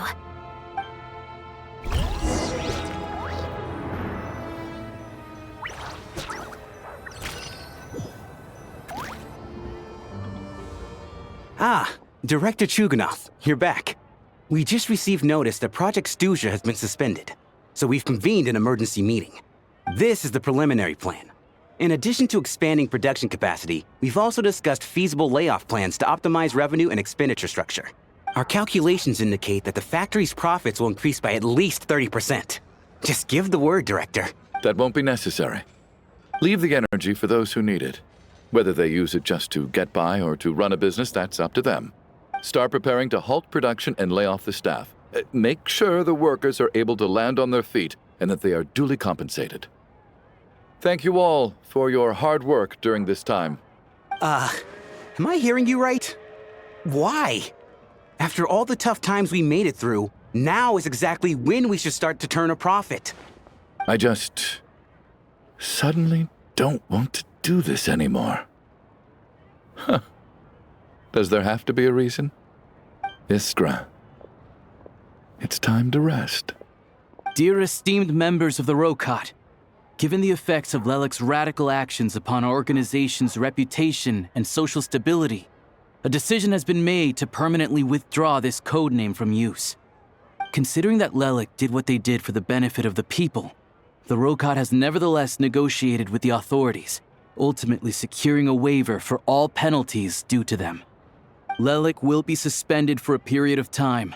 Depending on their future performance, they may be allowed to adopt a new codename and continue acting as part of the Rokot. The purpose of this notice is to remind everyone once again that motives and methods are equally important when one operates in the shadows. Even with Project Snezhnaya's suspension and our interim operational victory, we must guard against complacency and rashness and work to consolidate the progress we have made so far. We act only for the greater glory and solidarity of our nation. May the aurora shine ever on, and the tundra always stand firm. We act only for the greater glory and solidarity of our nation. May the aurora shine ever on, and the tundra always stand firm. Looks like it's finally over. You mean for us? Just thinking out loud. I've never seen the Snezhnaya Vecha so lively before.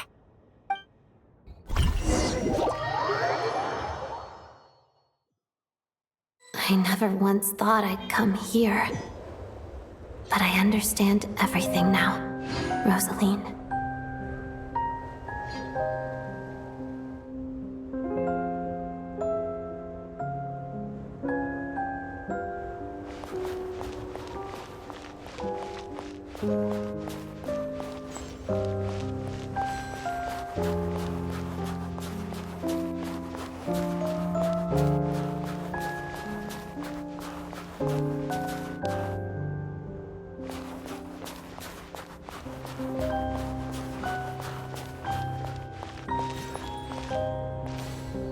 I've seen Spirit Seeker performed many times, including by your mother.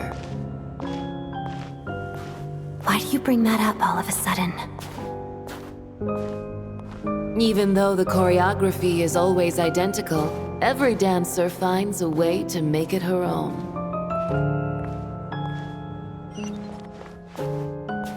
So you actually want to talk to me about ballet? I just think it would be a pity if the dance was lost to history. She didn't teach it to you, did she? That was an unusually subtle taunt for you.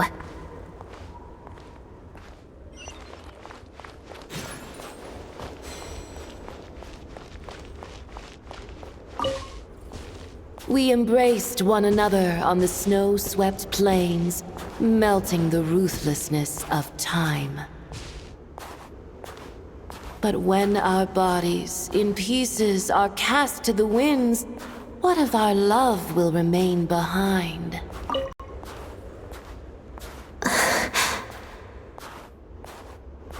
Don't tell me you can't sing. Shush.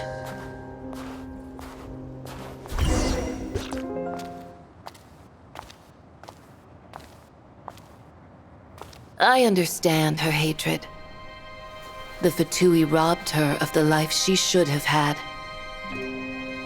I never opposed her dancing. Yet still I became an enemy of her ballet. I'll just keep my distance. Many despise me. I'm used to it. You're certainly not one to shy away from confrontation. But children, they need a different approach. I'm hardly the most maternal figure. Yet, she is a child. In my experience, while a father commands authority, he must still yield to love. You should tell her what you think about her dancing.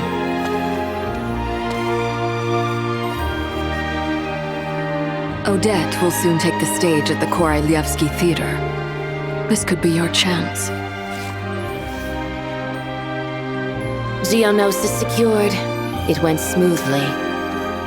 I'll be there. Have them send me an invitation.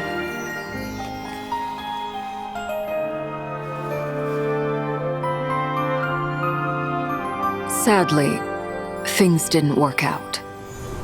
Her final words are inside that block of ice. This? Aren't these for monitoring her subordinates? Not yours. This one isn't her witch's flame, but my two worlds' flames. The two worlds' flames can burn away memories. It was my parting gift to Rosaline.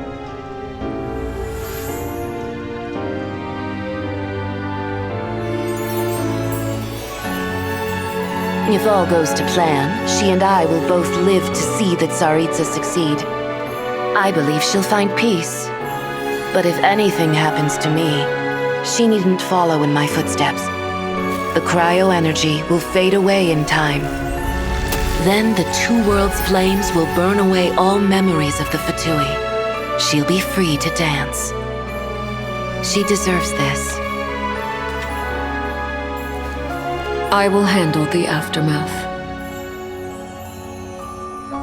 The choice is yours, child.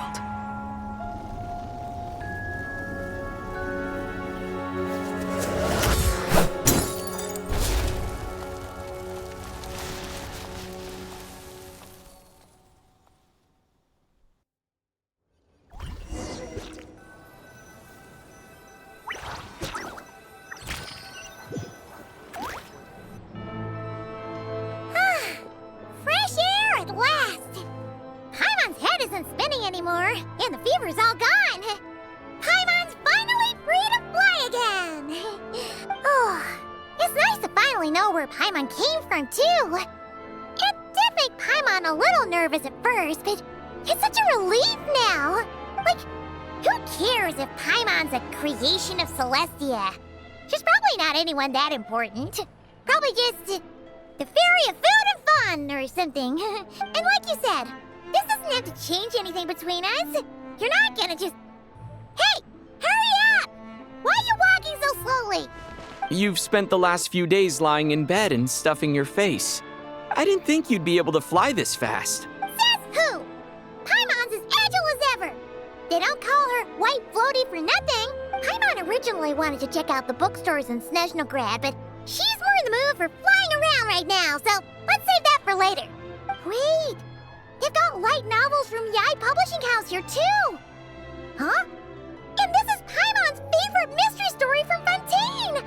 Wow! It got a sequel! The local Snezhnaya books look pretty interesting, too, but also kinda heavy. Not the easiest things to look around. I thought you were in the mood for flying around. Paimon can read while she flies. Hey! Look at these 2 dolls! Which do you like better? Alright! Boss, we'll take both! Oh, I thought we were only getting one. All right, fine. I'll pay. There you are. Paimon will grab this and then... Huh? Huh? Huh? How many layers does this thing have? And what are you laughing at? Huh. You knew all along. A whole bunch of people are gathered over by the plaza. Hey, look! That looks like Tartaglia! I know that voice. Of course. If it isn't Paimon and my old comrade. You're looking well, Paimon. All better? Yeah! The jester knew I was wrong and fixed Paimon right up! Thanks for sending someone to keep Paimon safe, too. Oh, yeah. About that. That was kind of embarrassing. Who could have known that our director would go looking for you in person? So sorry for the misunderstanding. Oh, right. Let me introduce you. This is my little sister, Tonya. Hello, Tonya. Hello. Firstly, I'm really sorry about my brother. Sounds like he's caused you no end of trouble. Hey now, why'd you have to start with that? Not that it isn't true, of course. So she's the real Tonya. She said you two didn't manage to meet up at the theater. She waited ages for me, and when I didn't show, she got a little worried and went outside. I know, right? He didn't bother to say a word to me. I searched up and down the city for him, and he only told me about it when I finally caught him at the gates of Glupov. I've been rushed off my feet lately, so I didn't get the chance to go home. I just figured the Traveler would fill you in when he got there. Well, the snow was bad, and you're never late. So I was really worried about you. How was I supposed to know that you'd stood me up? I'm sorry, Tonya. I really am. I'll make it up to you somehow. Just... please don't tell Mom and Dad. Although the mix-up led to a series of misunderstandings, it's probably for the best that the real Tonya didn't get caught up in that mess. Besides, it's obvious that Tartaglia isn't usually one to break a promise. He only gave his ticket to me because he— No, it's fine. It just meant I didn't get to see the show in the end. By the way, what did you think? You were one of the first people to see it, you know? I would say... the best is yet to come. Huh? What kind of review is that? Hey, look!